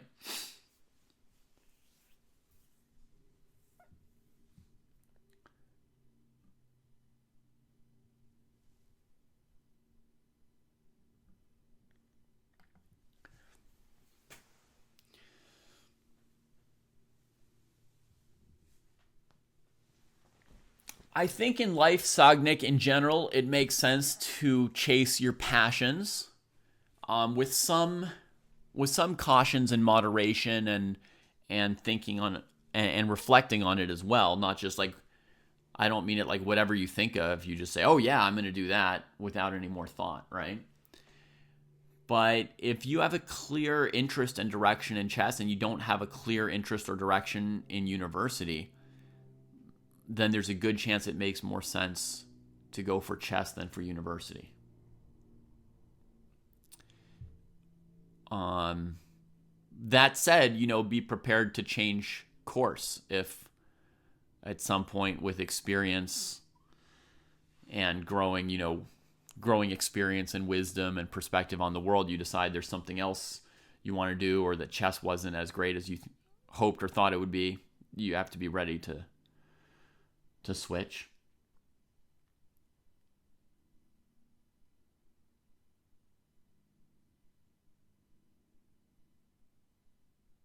Nice, Fadowski. Unfortunately, that is meaningless. But hooray.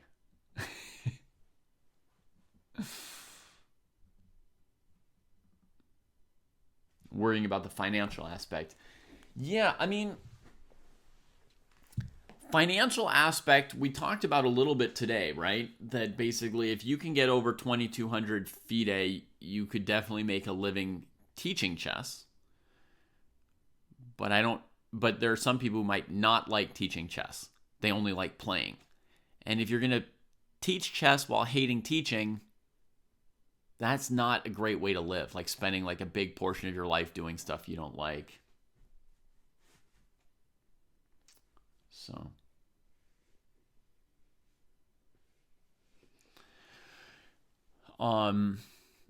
Also, you should, if possible, try and find some comments online from some chess professionals and see if they really enjoyed being chess professionals or not. And from my experience, there are some people who really enjoy it and some people who don't. So it'd be interesting if you could find some little clips, some little interviews to see what people did or didn't like about it and see if it sounds like you would like it. Like my 2 cents from my experience, I enjoyed very much playing chess and teaching chess. But at some point I decided that it doesn't contribute enough to the world and that I wanted to try and do something else. So I stopped.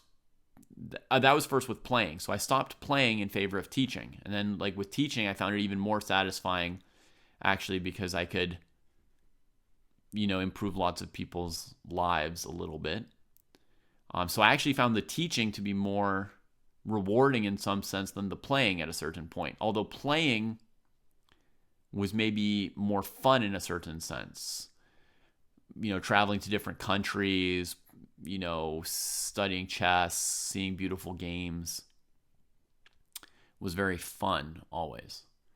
So you have to think about it a little bit, see what kind of balance you're looking for in your life between having fun, making money, doing something useful, contributing to other people. Like you want to think about some of the different main things you want to do in life and what's the right balance for you.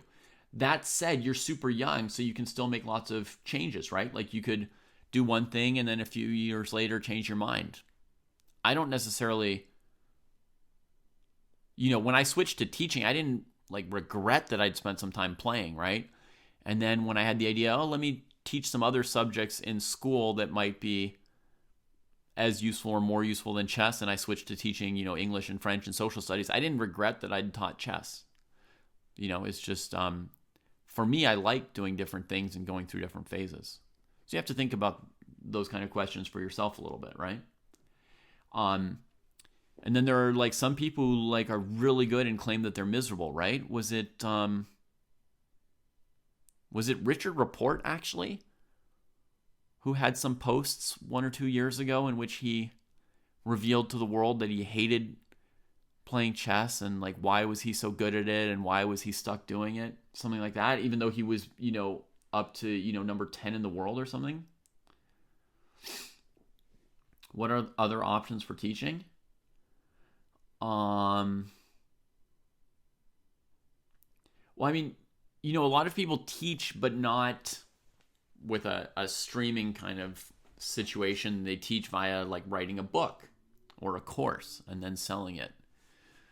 But if you want to make money just off of playing chess, right, you'd have to get to 2,700 or let's say 2,680. So what are other options for making money while being a chess player? If for example, you stalled out at 2,400 or 2,500 or something like that, right? Maybe you become an IM or a quote unquote weak GM. How would you make your money?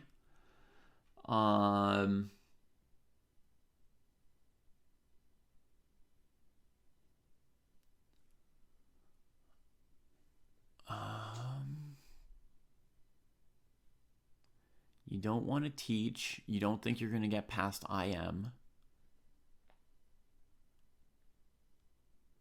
And you don't want to stream. I'm not sure. Chat, do you want to help me out? I'm not really sure how Sagnik's going to make a living.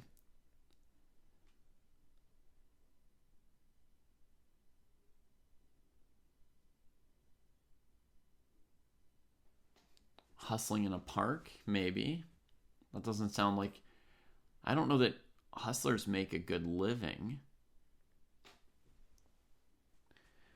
But it's true that if you're in the 22, 2,300 range, you'd be pretty good for a hustler probably. So you could probably make money. Oh, arbiters are a terrible sounding job to me. But yeah, you could be a chess arbiter or chess politician or something. Host of Mahogi, if you played your first titled Tuesday, then I think you buried the lead, as they say. That means you got your national master title. Yes?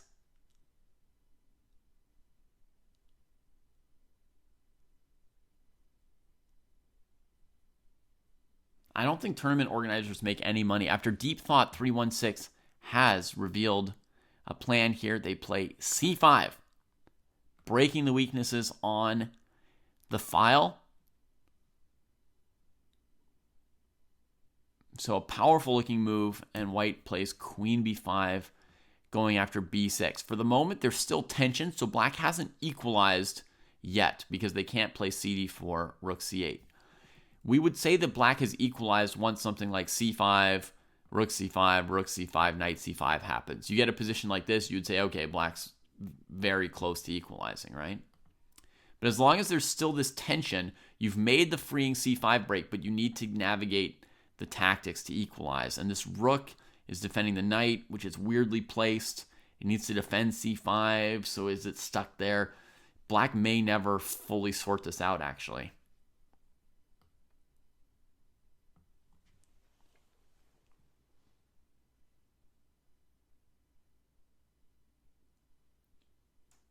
Congratulations. That's so great. So Hosta Mahogi, a reformed Chess Dojo troll, became a national master.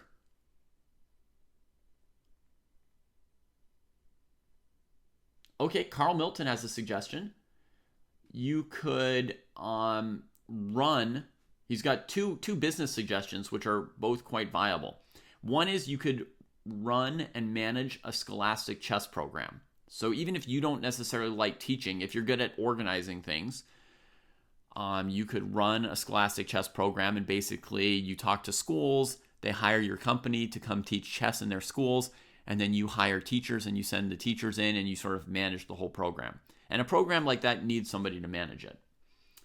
And the second one is you can open up a chess shop and sell chess sets and supplies. You can sell it online, you can sell it in person, etc.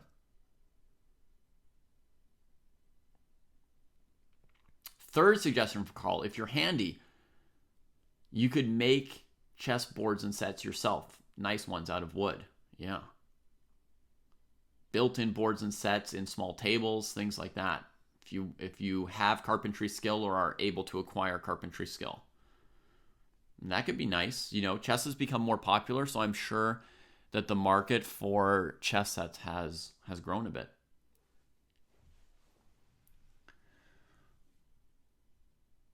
And Hosta, Renga is telling you that you should look at my Carl Khan fantasy game with Fridman.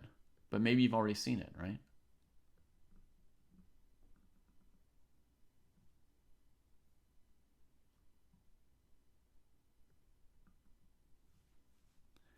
Okay, so we've got a suggestion, maybe queen e8 as a defensive move for black. But I'm not sure that white wouldn't just have queen b6 then, right? Okay, Hosta is aware that you're trying to troll a troll. Queen here. Yeah. So black played queen d8, defending the b6 pawn. I think they could not defend the b6 pawn from here because of pawn takes, rook takes, knight takes, rook takes. Right? And the pawn is stuck on b6.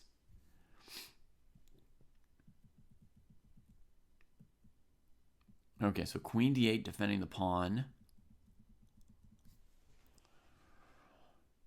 Can white increase the pressure here? For some reason, I'm looking at this very risky move, knight to d7. There's also a less risky move, queen to d7. It's not obvious because normally we wouldn't want to trade queens. And actually, rook c7 defends against it just fine. So it's not particularly good. Let's look at knight d7 for a second.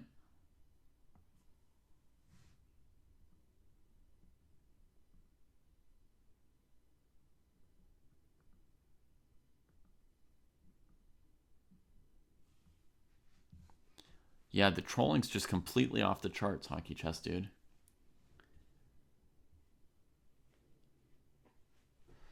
Yeah, Hosta, it's in that video on the greatest games.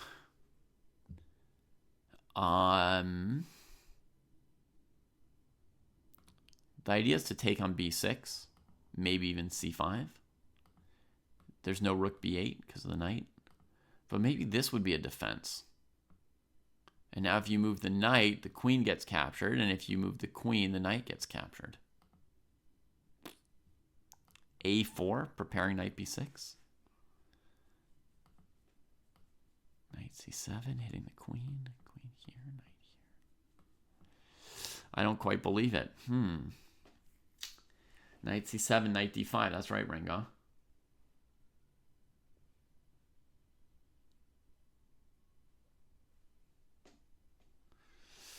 Yeah, knight c7 looks good for black.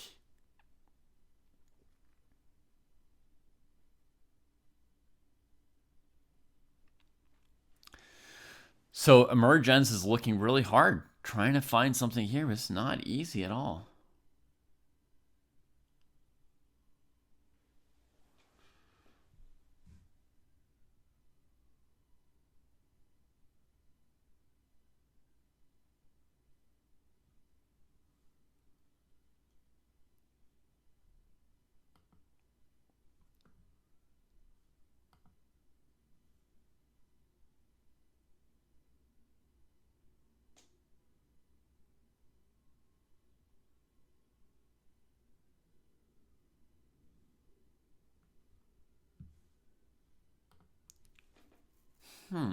What to do?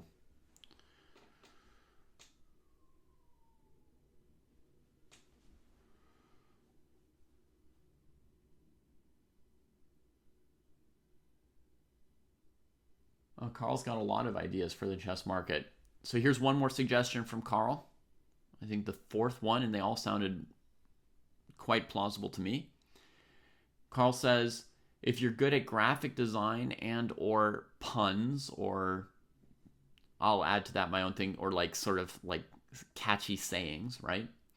Then Carl says the market for chess merch like mugs and clothing, etc., could really be improved. So that would be another area you could make chess related stuff.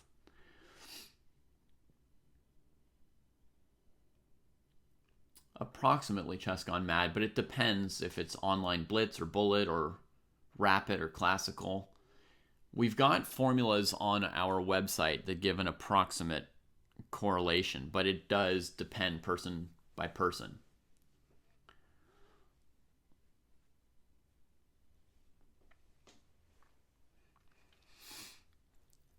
Oh, White's burning all the time looking for a way to keep the pressure, and they can't find it. Man, chess is a hard game. What did they come up with? I mean, we didn't find a good move for White here. Okay, they go for the simple trade.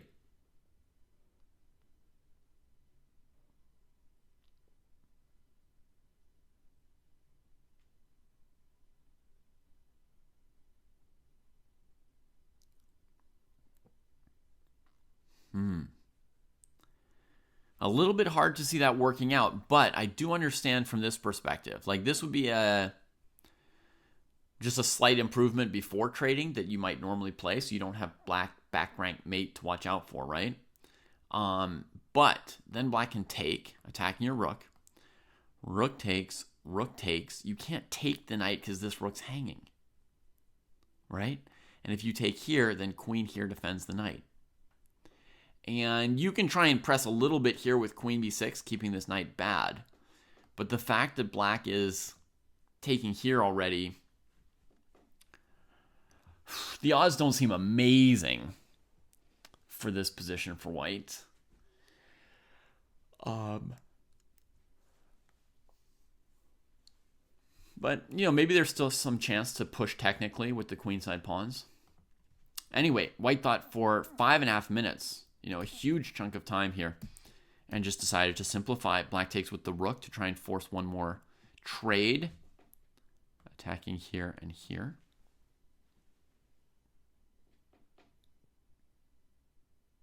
Oh, Viral says there's just a win with knight c6 there. That's important. Let's have a look. h3 takes, takes, takes, knight c6.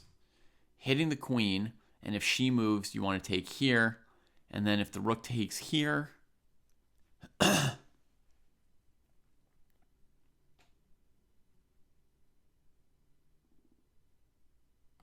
not sure. Here, here, here. Looks fine for black. Maybe queen here, just trying to keep your knight on the overlord square, and then threaten this. And this looks amazing for white for a moment.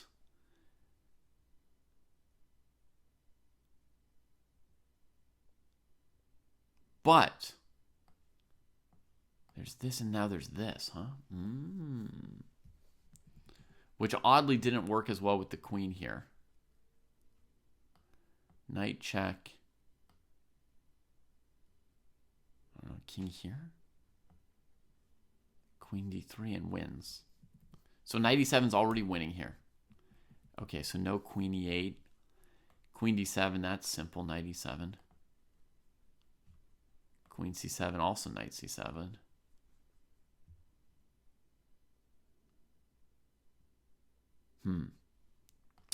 Oh yeah, Stigma might be right that knight c6 wins. And if knight c6 wins, then white could have played h3 before trading on c5. It's just a small improvement you might as well do. Okay, so we go here, here. And white's back to thinking. Whew! Chess is hard. White's getting tired looking for an advantage. The position's really close to equal, but normally, you would play h3 before going for something like this. Then you'd play b4, kick their knight to like b7 or whatever. You're trying to like press them, rook c6 going after the b pawn or whatever, but you need to be not back rank mated to play this current position. White goes under a minute. Wow. Putting a lot of effort into this game is Emergence. You can see they're very much trying to get and show an advantage. We really want to play a great game here. Yeah, this is the 13 to 1700 section.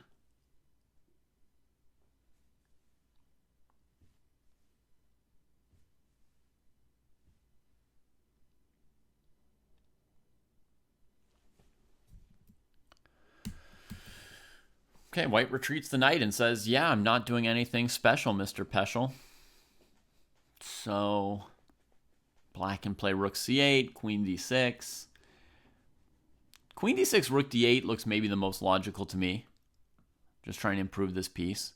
You can play a grovelly move like this, then the pawn goes. No, that's just a blunder. You can't play that move. You could play this move, but I feel you're just sort of tying yourself up to rook c8, queen b6 at some point. To my mind, queen d6, rook d8, that's just improving our pieces and not worrying too much about white's pressure, which is really not that much pressure, maybe.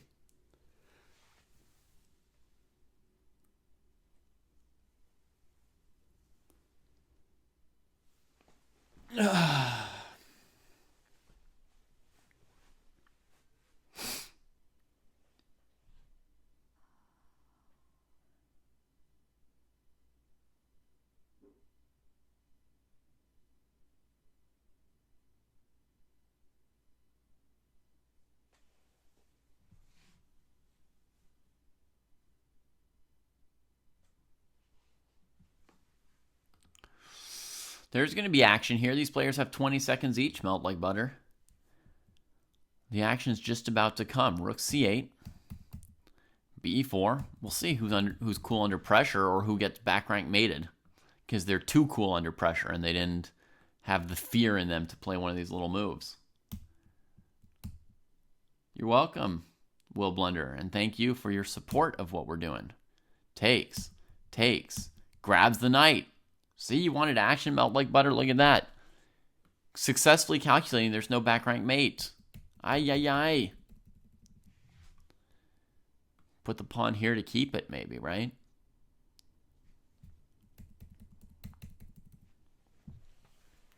Seems like that could be a win for white now with the extra knight, perhaps. So knight d3. You heard me say I didn't really love the idea of sort of groveling for the file with rook c8. I preferred just going to the other open file, right? And look at this, immediately some kind of tactic. And even if the knight weren't hanging, there might be queen b6 in some cases, you know? Or rook d1. I didn't like this idea of rook c8. Yeah, just a little tactically risky, and we get a tactical mistake in the game.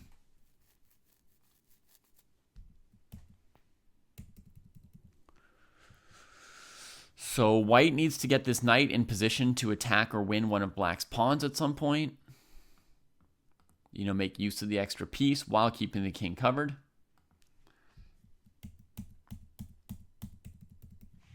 Black goes after f2.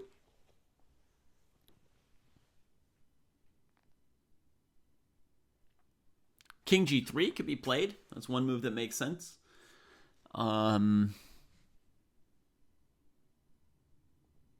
Another option might be something like queen e4 and then knight e5, letting black take the f pawn. But normally when you're up a piece, you don't want to trade pawns low on time.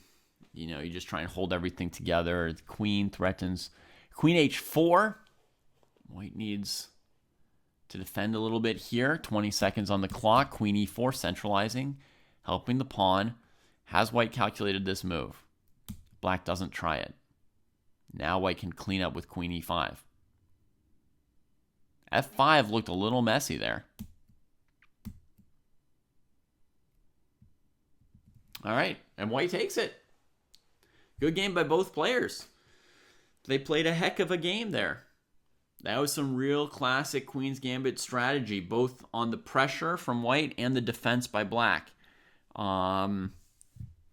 They both played a very, very masterly game, as long as they had time on the clock. And then again, at the end, the position was close to equal, but even symmetrical, close to equal positions have action in them, right? Melt like butter. And yeah, black was the one to make some tactical slips in the last 30 seconds.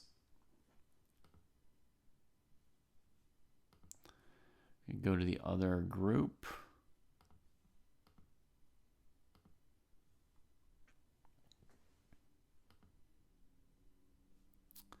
The Whistler, by the way, in first place over in the 13 to 1700 group before we move away.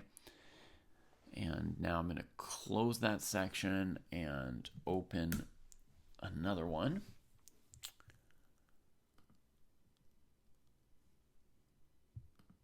It's only showing one game here. So let's hope it's a good one, because we only got one to look at in the under 1300 section right now. It looks like black is up a bishop and trying to simplify out the rook situation here. White's chances to get a comeback in this game look like they might be almost gone. If we get a full trade of all four rooks, that endgame's going to be very comfortable for black. There goes one rook.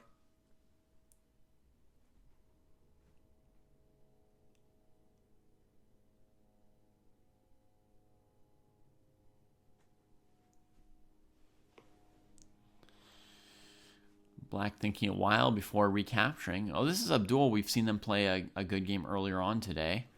Let's see what Abdul's overall score is in the tournament, because they seem pretty good. 1 out of 1. Okay, so they've only played the one game that we already saw.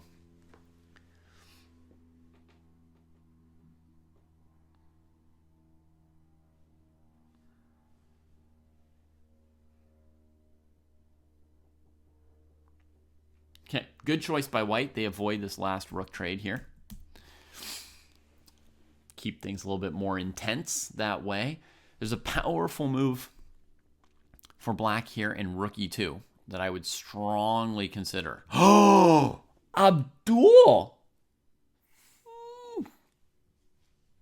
Wow, nice. So first of all, you have to recognize that white's not threatening rook takes c5 because you got the back rank mate. But then you also have to not be nervous about, am I blundering or something like that, right? And then you go for something greater, right? We go rook e2, attacking these pawns so the bishop can go somewhere better instead of retreating. Very nice move. And the key moves you have to calculate here as black before you play rook e2 are probably rook takes c5 and king f1 are sort of like the two most obvious moves that you'd have to have looked at before you went for this.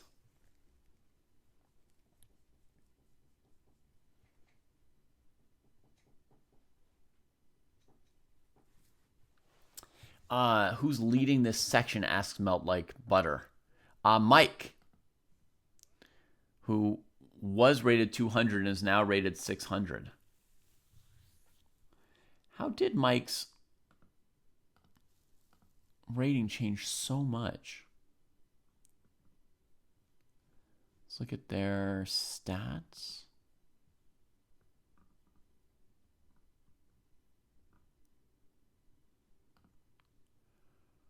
Rapid.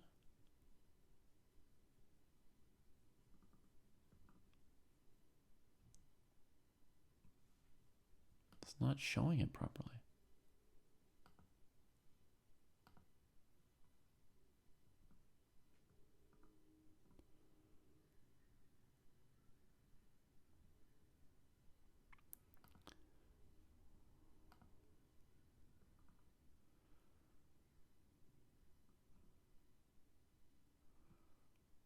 Well, it looks like they've only played one other tournament with us before, and that's the beginning of their rapid rating. Interesting. Yeah. So anyway, so they're in first place.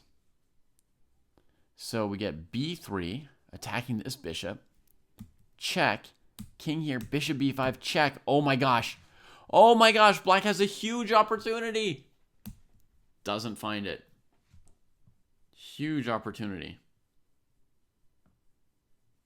Right? The bishop on the diagonal with the king, rook e8, check. You win the rook.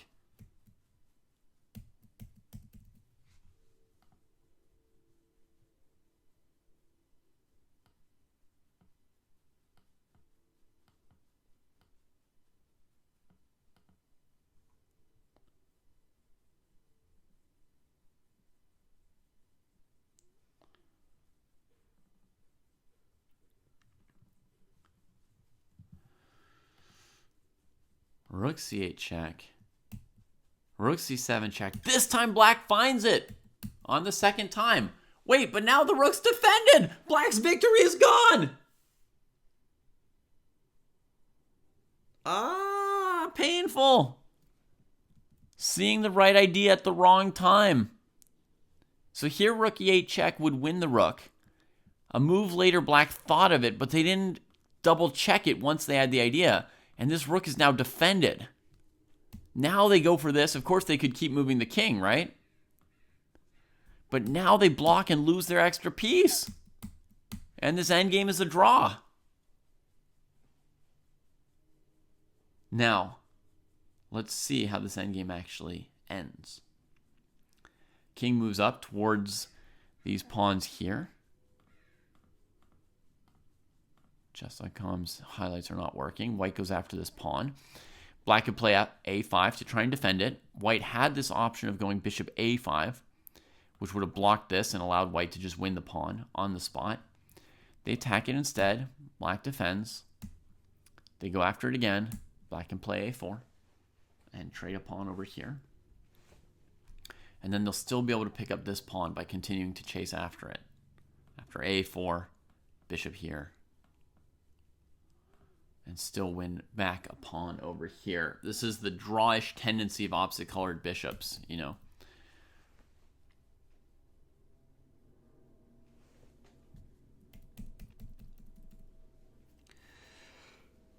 There we go.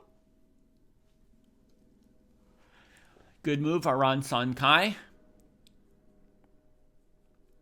Winning that b4 pawn, very helpful for white to try and hold this endgame.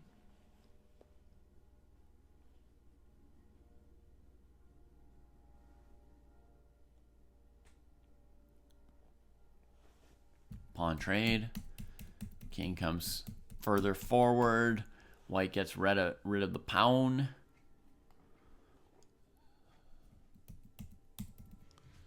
Goes after the next set of pawns. Black tries to defend them on dark squares. That's risky. That's risky. That leaves them all as targets for white to attack. Normally you would do something like g4, saving the pawn.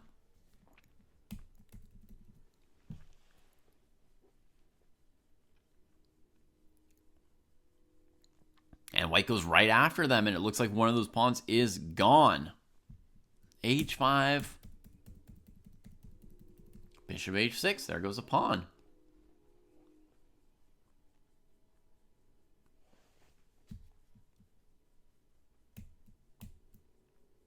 Nice choice by Abdul here defensively, trying to eliminate white's pass pawn on this side of the board so he can focus on defending this side over here. White takes. He takes. White takes. Bishop defends this area. It's most important to rush the king back, by the way. You don't necessarily need to do this to defend the pawn with your bishop. White goes straight into a pawn trade. That makes things easier for black. That makes things easier. I mean, when you're low on time, you want things to be a little bit easier and more simple, right? And Abdul is low on time with 30 seconds to play this game, so...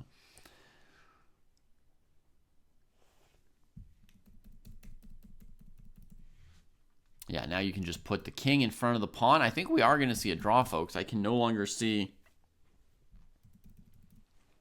how anyone could win or lose this position. Black would basically have to walk both of these pieces over to the queen side. And we've got a draw by agreement. Bravo to all. Well done.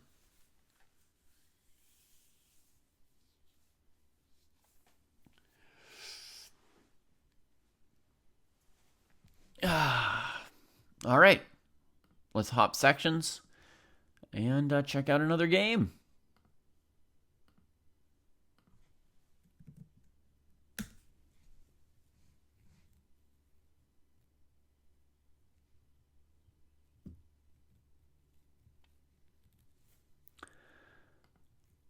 All right.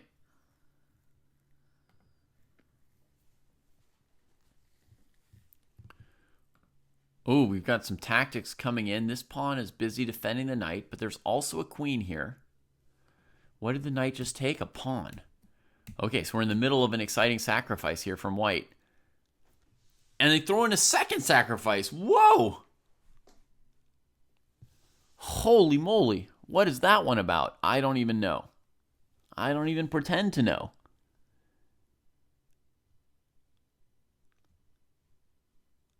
What's the idea? To bring the knight to c5 through either b3 or e6 now? No, it goes to b5. I don't know how that's connected with the bishop sack. White, by the way, has plenty of time, but is blitzing out some intense moves here. Black has bishop b2, king b2, knight c4. So against bishop b2, white would have to go king b1.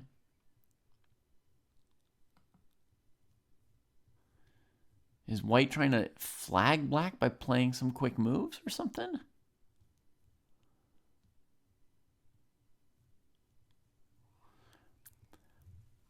Black just moves the queen to safety calmly, and it's not clear what the follow-up is from knight b5. It doesn't jive with bishop b7 to me.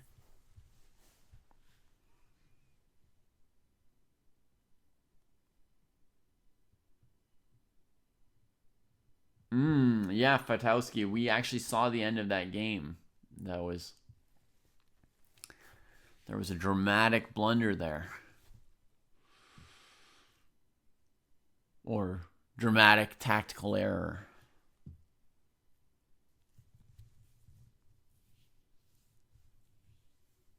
So first sack two pieces and then think about what you've done.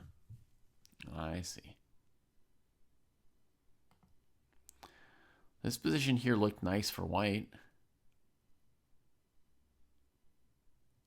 This is where I would have thought, instead of sacking two pieces and then thinking. So let's try that as an exercise together, folks. This is the position whereas the bread had 3 moves ago. What do you see for white in this position?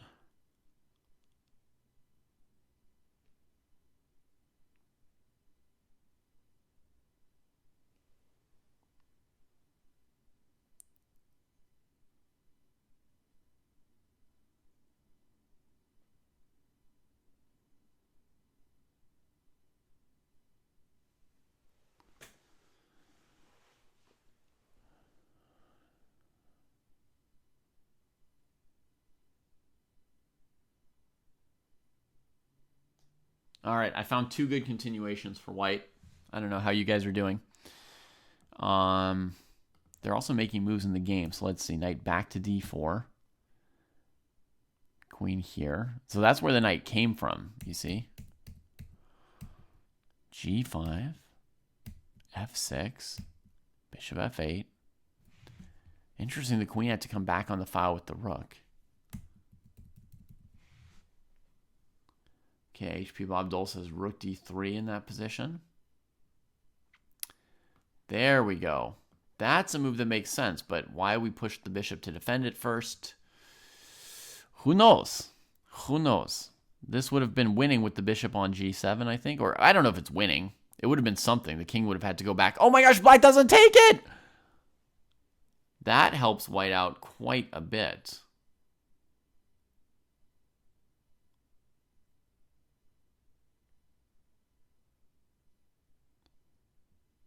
Comes back. Black can still get rid of that piece, but doesn't see it. Oh, man. Black would be doing great if they took that knight. Position's very tense. Very tense and a bit low on time. But let me show you, folks, the answer to this question real quick, okay? Here's the first answer, knight c7. If king takes, you're crushing with either knight check. Opening up the bishop. This bishop's here, right? And this is just, there's like a million ways to do it, but it's checkmate. So before you play knight c7, the move you would want to check is if they've got some like counterattack like knight c4, right? Hitting queen, pawn, this, leaving this hanging. And it turns out we have a very simple move for white, queen b4. Just threatening queen b7, checkmate.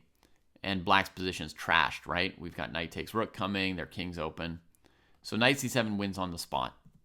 The other move that wins is knight a7 check, king here, knight c6.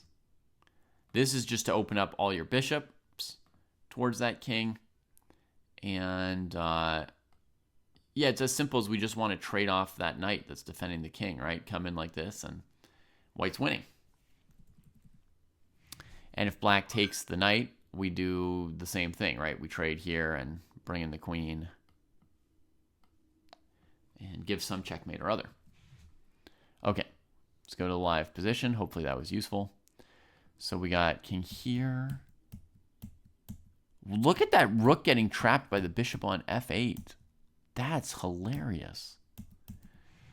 But even after white captures that rook, black still has more pieces? Well, now they play a weird move. Oh, right. They want to get the knight into the game while you're taking. That makes sense. That actually makes great sense. Knight can come here or here. Oh, knight h5 to g7 is the best. Except there's rook h7. Careful where we put the king. Tries to go out of the way of the knight checks. Knight takes here. Yeah, black has a check anyway. Completely winning. Knight g7. Maybe even checkmate to come. No, they're still a square.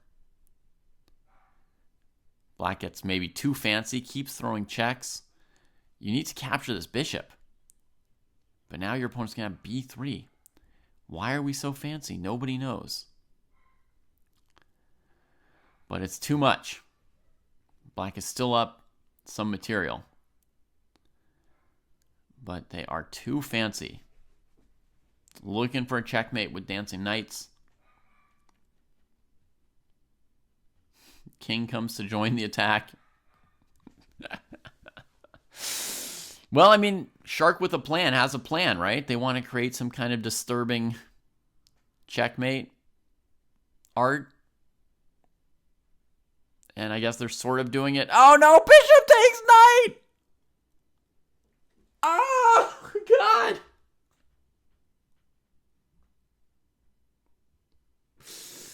That's what happens when you paint too much. Okay, there's still a checkmate with knight d6 check, but black doesn't find it. I mean, what's the point of playing for checkmate if you can't give checkmate? You know?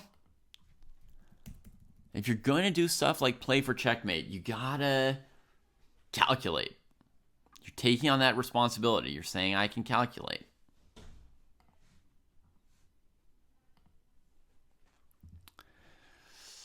I mean, that bishop, black could have taken it long ago with the knight. Instead, they brought the knight to a square where the bishop got to take the knight.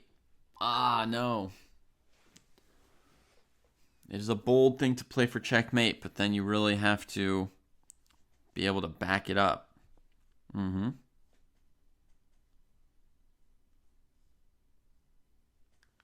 Back it up.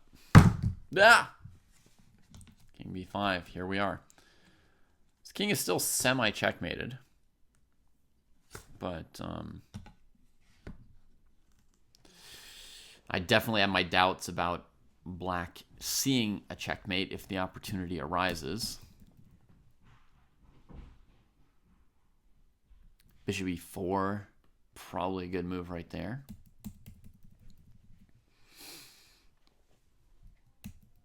The knight's covering the dark squares. You need the bishop to cover the light squares. So this is going to chase the king towards safety. He goes towards danger instead, and black misses. Rook check, king takes knight, rook a2 mate. The king should be running out of the corner, folks, to avoid getting checkmated, as some of you may know. Now the king comes out. Will black now take the bishop or keep playing for checkmate? Takes the bishop. That's reasonably clever. In the end, it's good to take all your opponent's pieces. If they still want to play for mate, it would be like bring the king forward, perhaps. But perhaps they'll switch to a more reasonable approach and try and eliminate white's pawns to win the game gradually with the extra material. It's what most people would do, but it's not how they've played the game so far.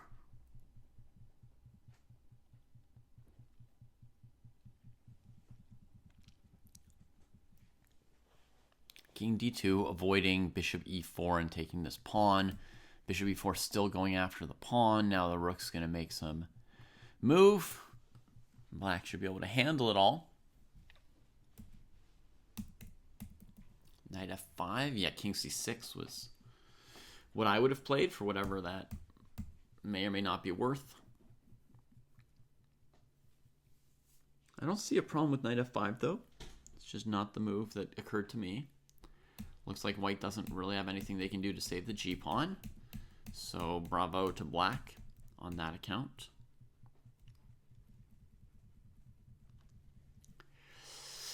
And now just round up the troops and collect the a-pawn, right? There is some time pressure on these players here. Not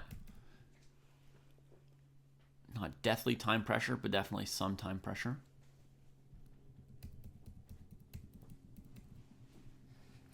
There's few enough pieces on the board that, you know, one can feel reasonably confident playing out this position with black off of a 5-second increment plus 30 seconds on the clock.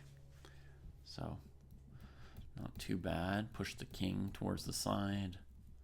I am concerned that black doesn't know any checkmating patterns, but okay, they trade the rooks, and now they could make a new queen.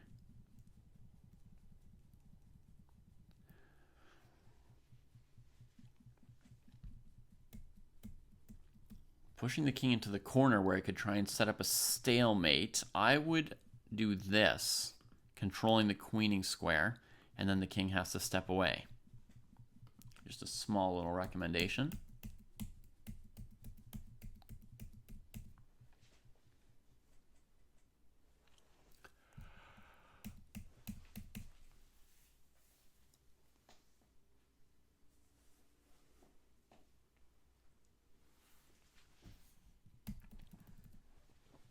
Not much longer, Vikram.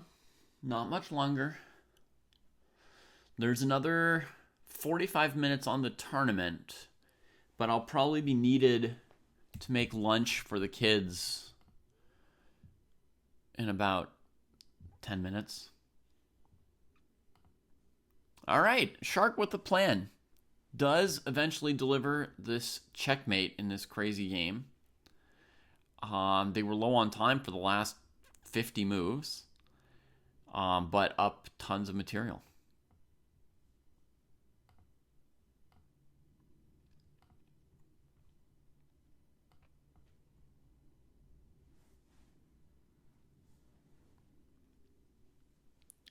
See what we got here. Some kind of a peace sacrifice from white. Here we are. White tries to land a tactic. Oh, it's by necessity. They've trapped their queen. Oh. Queen c5. Black has bishop d6, but they don't yet see it. And then they do see it.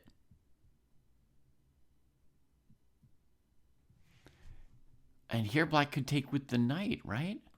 And the queen is still trapped?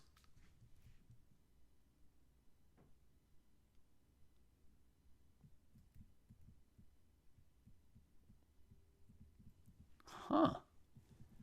As far as I can tell, right here, black could have more or less ended the game with knight d5, rook e8. Oops. I forgot there's no escape square. My apologies to the players. This would be back rank checkmate.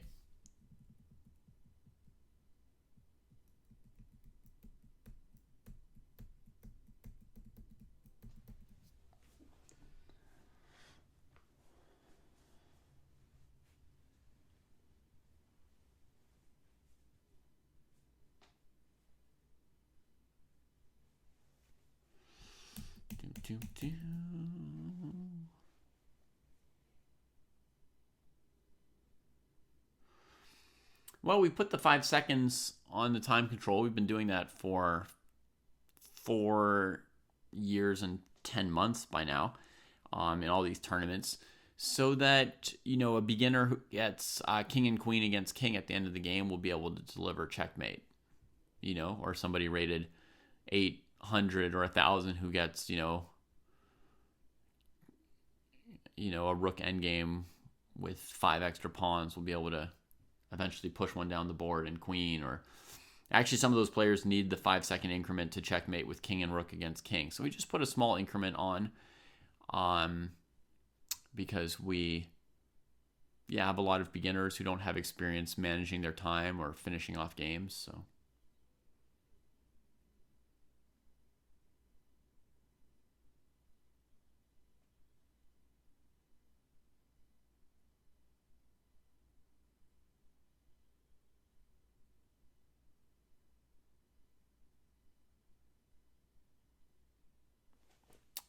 a4, queen c3. Oh, that was a sneaky threat from 316, bishop b4. But white saw it. Now we get a threat over here. Yeah, beginners sometimes will stalemate the king and queen endgame, or the king and rook endgame. They'll often not stalemate, but move around in circles and never find a way to checkmate. King and rook is tricky because you have to understand the concept of Zugzwang to be able to win it. So we've definitely had people as high as 14 or 1500 not convert it.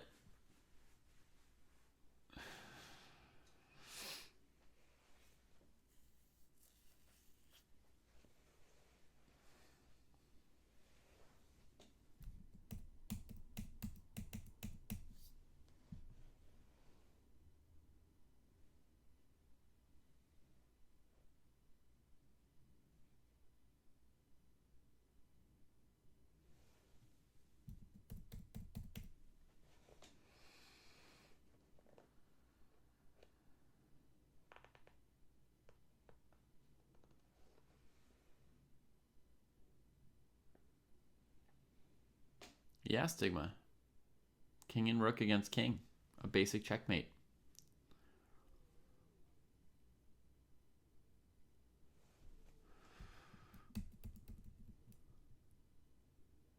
So SB Thorson here finds a way to defend h2 by blocking up this diagonal, correctly counting the defenders of e5, blocking things up, maybe a piece trade to come. So that's pretty decent.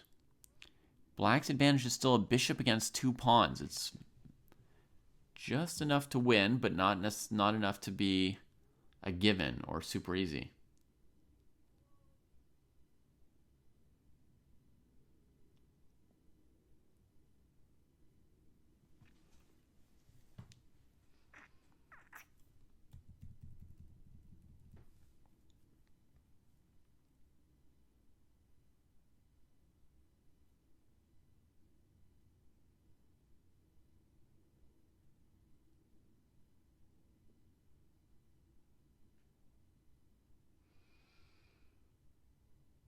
White getting a little low on time here. I guess like you partly want to move one of these pawns at some point so your king can't get back rank mated. Free up your pieces a little bit more for some other fighting, but it's hard to find a way to improve any of the white pieces, right? They're already pretty well centralized. I see a couple little weaknesses in black's camp, but I don't see how to really go after them.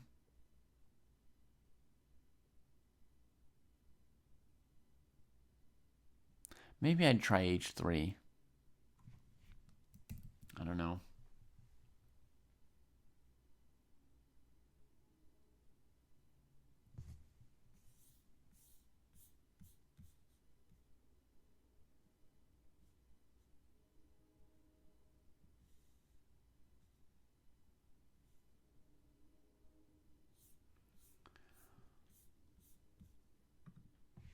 Yeah, I'm not a promoter, no vest, you know. I'm just a teacher.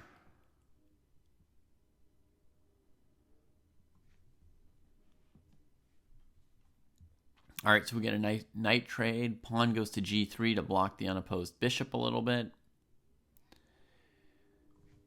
And now it's on 3-1-6 to try and improve their position a little bit and press white. So let's see. First they block the file again and they get back to, you know, keeping lots of things defended. Very solid when you're ahead.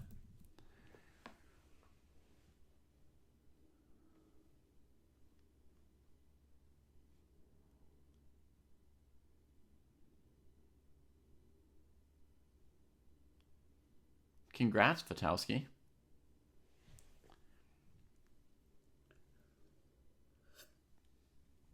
That's great.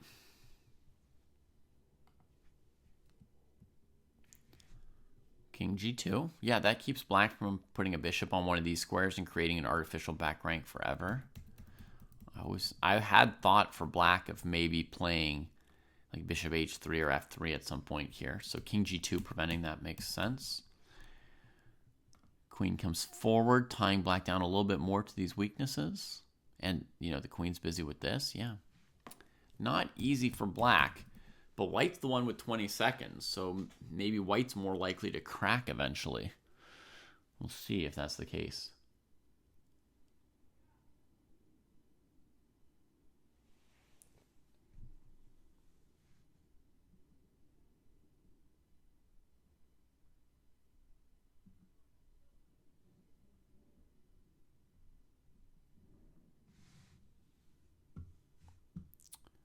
Queen c8, rook e2. And this rook wants to get out of the queen's view, but if it goes to b8, we're sacking this. Rook a6! It's black who cracks! No, white doesn't take it! Oh no, the bishop! Oh man. That was one chance. It shows that if you put up really tough defense, you'll sometimes get another chance, you know?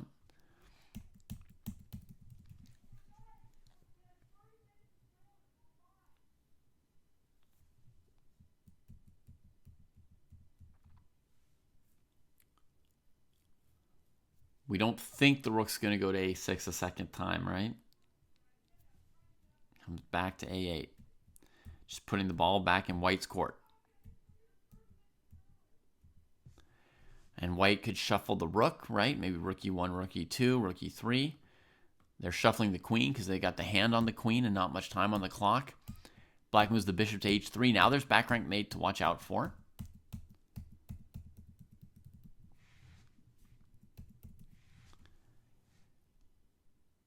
I mean, if a bunch of people told me that there was a different time control they wanted, of course I would switch the time control. So, folks out there, feel free to vote however you like, you know, just by telling me stuff. Oh, look at that. The bishop drops the center pawn. Now white's got 3 pawns for the piece, and black's not yet making any progress. Incredible defense by white with just 20 seconds on the clock in general during much of this phase.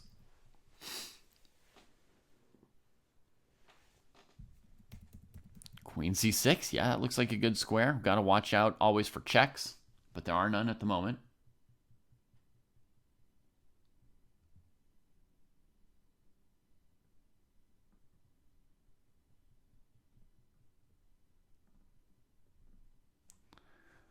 Queen d8. c3. Solid. Solid, but let's keep our eye on this bishop now being undefended. Okay, c3 was because white was getting ready to go after the next target.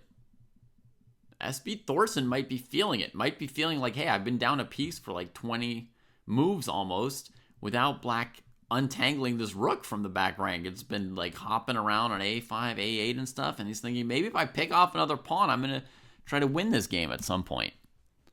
So black finally gives up on the feeble a pawn and says, I want to go rook b2. And Thorson says, not happening. I like you, my friend, but it's not happening.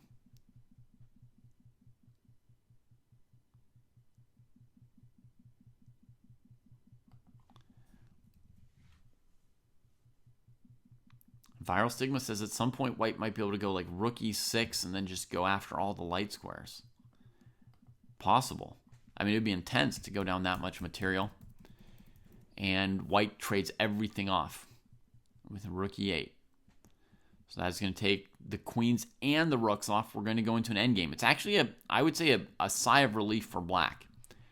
White may have overplayed this rook e8 move a little bit because black does have bishop b3 at the end, saving the pawn. And I think the bishop is slightly favored against the 3 pawns in this endgame.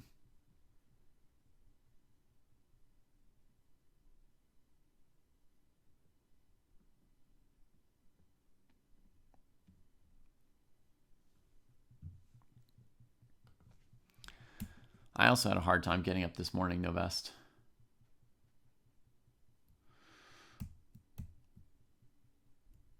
White boldly pushes the pawn as if they were in charge, but they need to bring their king near these pawns to defend them. It's very risky to advance these 2 pawns like this.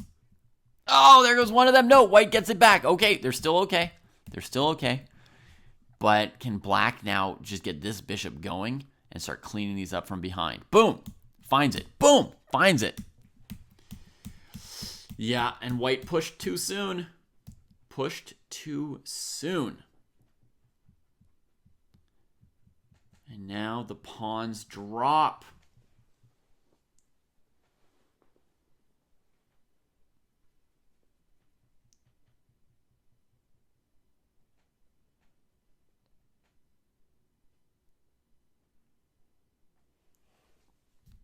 Take c6. Good calculation by 316, cleaning this up.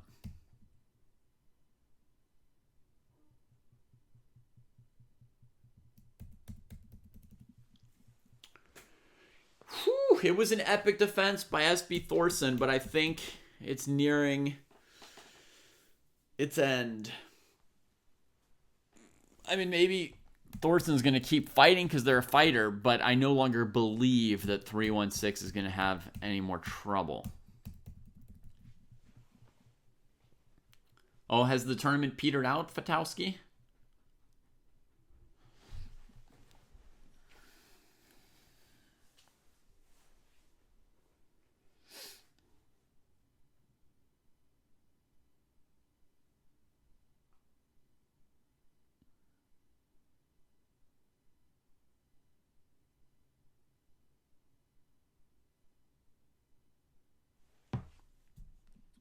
F4.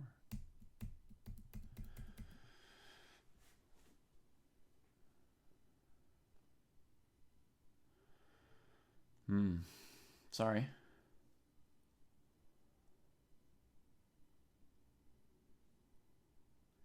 I mean, if you have any suggestions for what would be better, feel free to share those.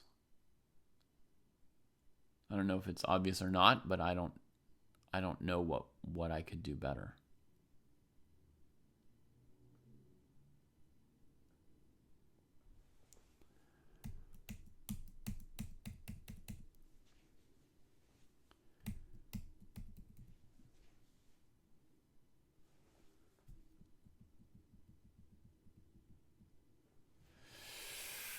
Yeah, the white king's kind of trapped back here, so the black king should be able to get in touch with some of these pawns and then use the extra piece to win them.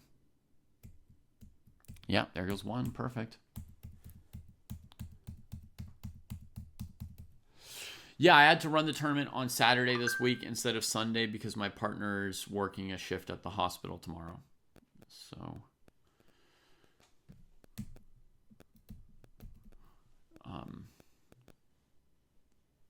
I wanted to do commentary versus running it without commentary tomorrow.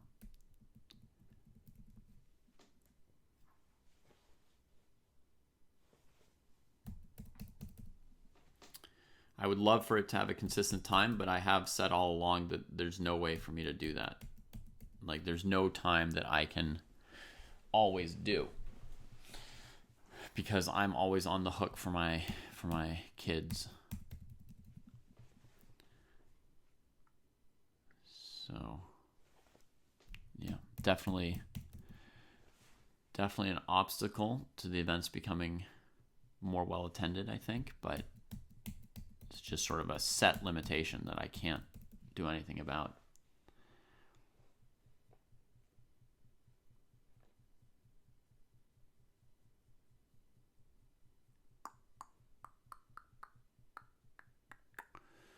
Clean work from black, right? Just collecting all those pawns one after the other, just bringing the king into position.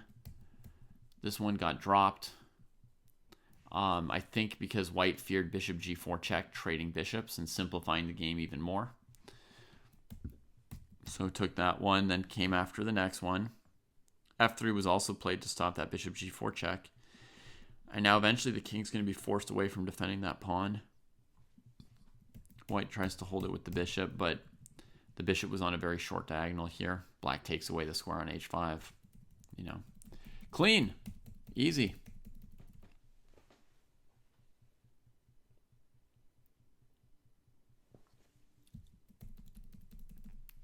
And there's the win for 3-1-6. Great game.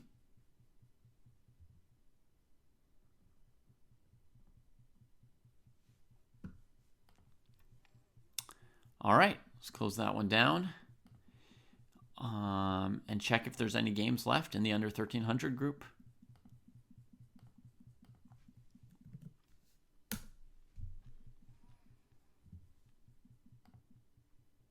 Nope, no games. All right, looks like we're winding down. Oh, and it's noon, which is when I have to make lunch.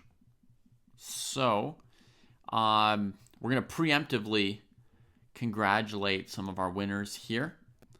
I suppose Mike is going to win the under 1300 arena. Congratulations, Mike. Followed in second place by Abdul. And in third place by Aran Sankai. And we'll go to 1700.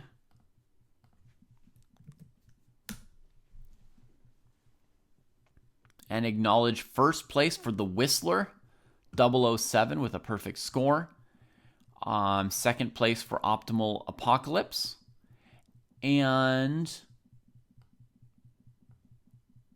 316 in third place with 1.5 out of 3 is also going to be the highest finishing player under 1700. There were just a couple over 1700 players today, and they played in the under 1700 section. So congratulations also to 316, the top under 1700 player.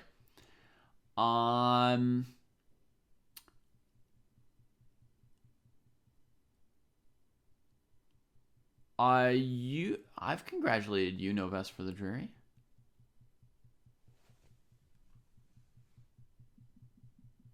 But if you missed it, congratulations on many excellent classical performances on Friday nights. Thank you, Carl. Same to you. I wish you a great day. Everybody else, congratulations on your participation. Hope you enjoyed the event. Hope you learned something.